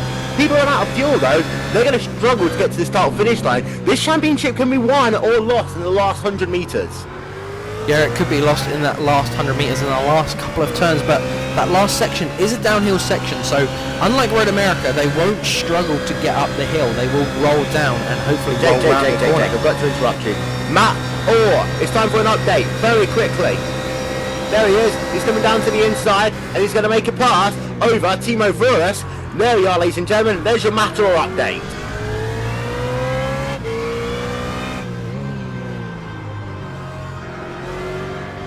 Well, that was a bit abrupt, Will. He passed someone. We have to do an update. We've not got much time left in this race, you know. Anders Dahl, we are having to keep an eye out on him. There's 26 seconds left on the play clock. Will he beat it to the line? Will this be the last lap? There's so many questions to go. Will we get the white flag this time by? 15 seconds left on the play clock. Will Anders Dahl slow it down a little bit? Will he take the white flag this time by? Or will the checkered flag comes out? 9 seconds on the play clock. Ladies and gentlemen, we are going to do one more lap here. He has passed the start finish line. The last lap of the race starts right now, and the clock has expired. Anything can still happen here at Circuit of the Americas. Anything can happen here, and Blake Townend now sitting behind his two, in theory, teammates of Sean Lees, and Rob Carty now passes Sean Lees there. Also allowing Andy Baker nearly up the inside there from the Radical Racing UK squad. So very tight race in there, but I think Rob Carty and Muschler, the last time by, was 2 seconds slower than what he's been previously. Did a 2:06.3. I think Muschler was hoping this race would have been over. Muschler might run out of fuel. If Muschler does run out of fuel, this is going to have some huge connotations right now. We're having a look at the lap times last time by. Matt Backen did a 2:04.6. Sebastian Job did a 2:05.6. And Blake Townend a 2:06.0. I think one of these guys might be a little bit light on fuel. There's still a lot to play for here. This is gonna be nail-biting stuff for them drivers. I think he's actually coasting, Will. He's not full throttle down that back straight. Muschler is not full throttle down that back straight. He's doing 135. Didn't seem to be. Drivers are doing about 170 normally down the back straightaway. He was coasting big time. He's got to be out of fuel. Is that car spluttering, Will? Can we hear it spluttering or not? Is he going to be able to make it? We got a car spin around as well.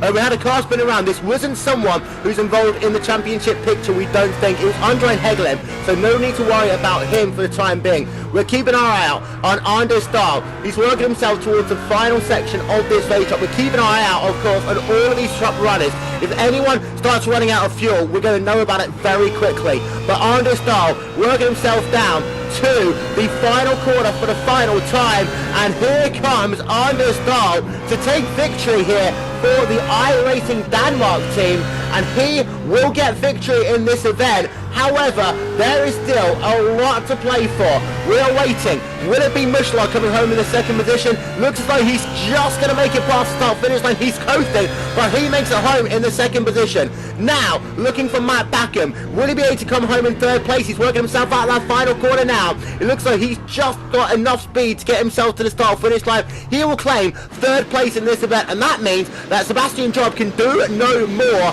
and he will come home in the fourth position. A couple of people are out of fuel. Matt Tor, we believe, is out of fuel. Timo Vorist are out of fuel. They might have been classified laps down, however, so we'll come back to that one in a moment. Blake Townend, it's something's happening to Blake Townend potentially, because he's classified by our watch as a lap down according to our timing. Maybe not. No, he's not. He's crossed the line, Will.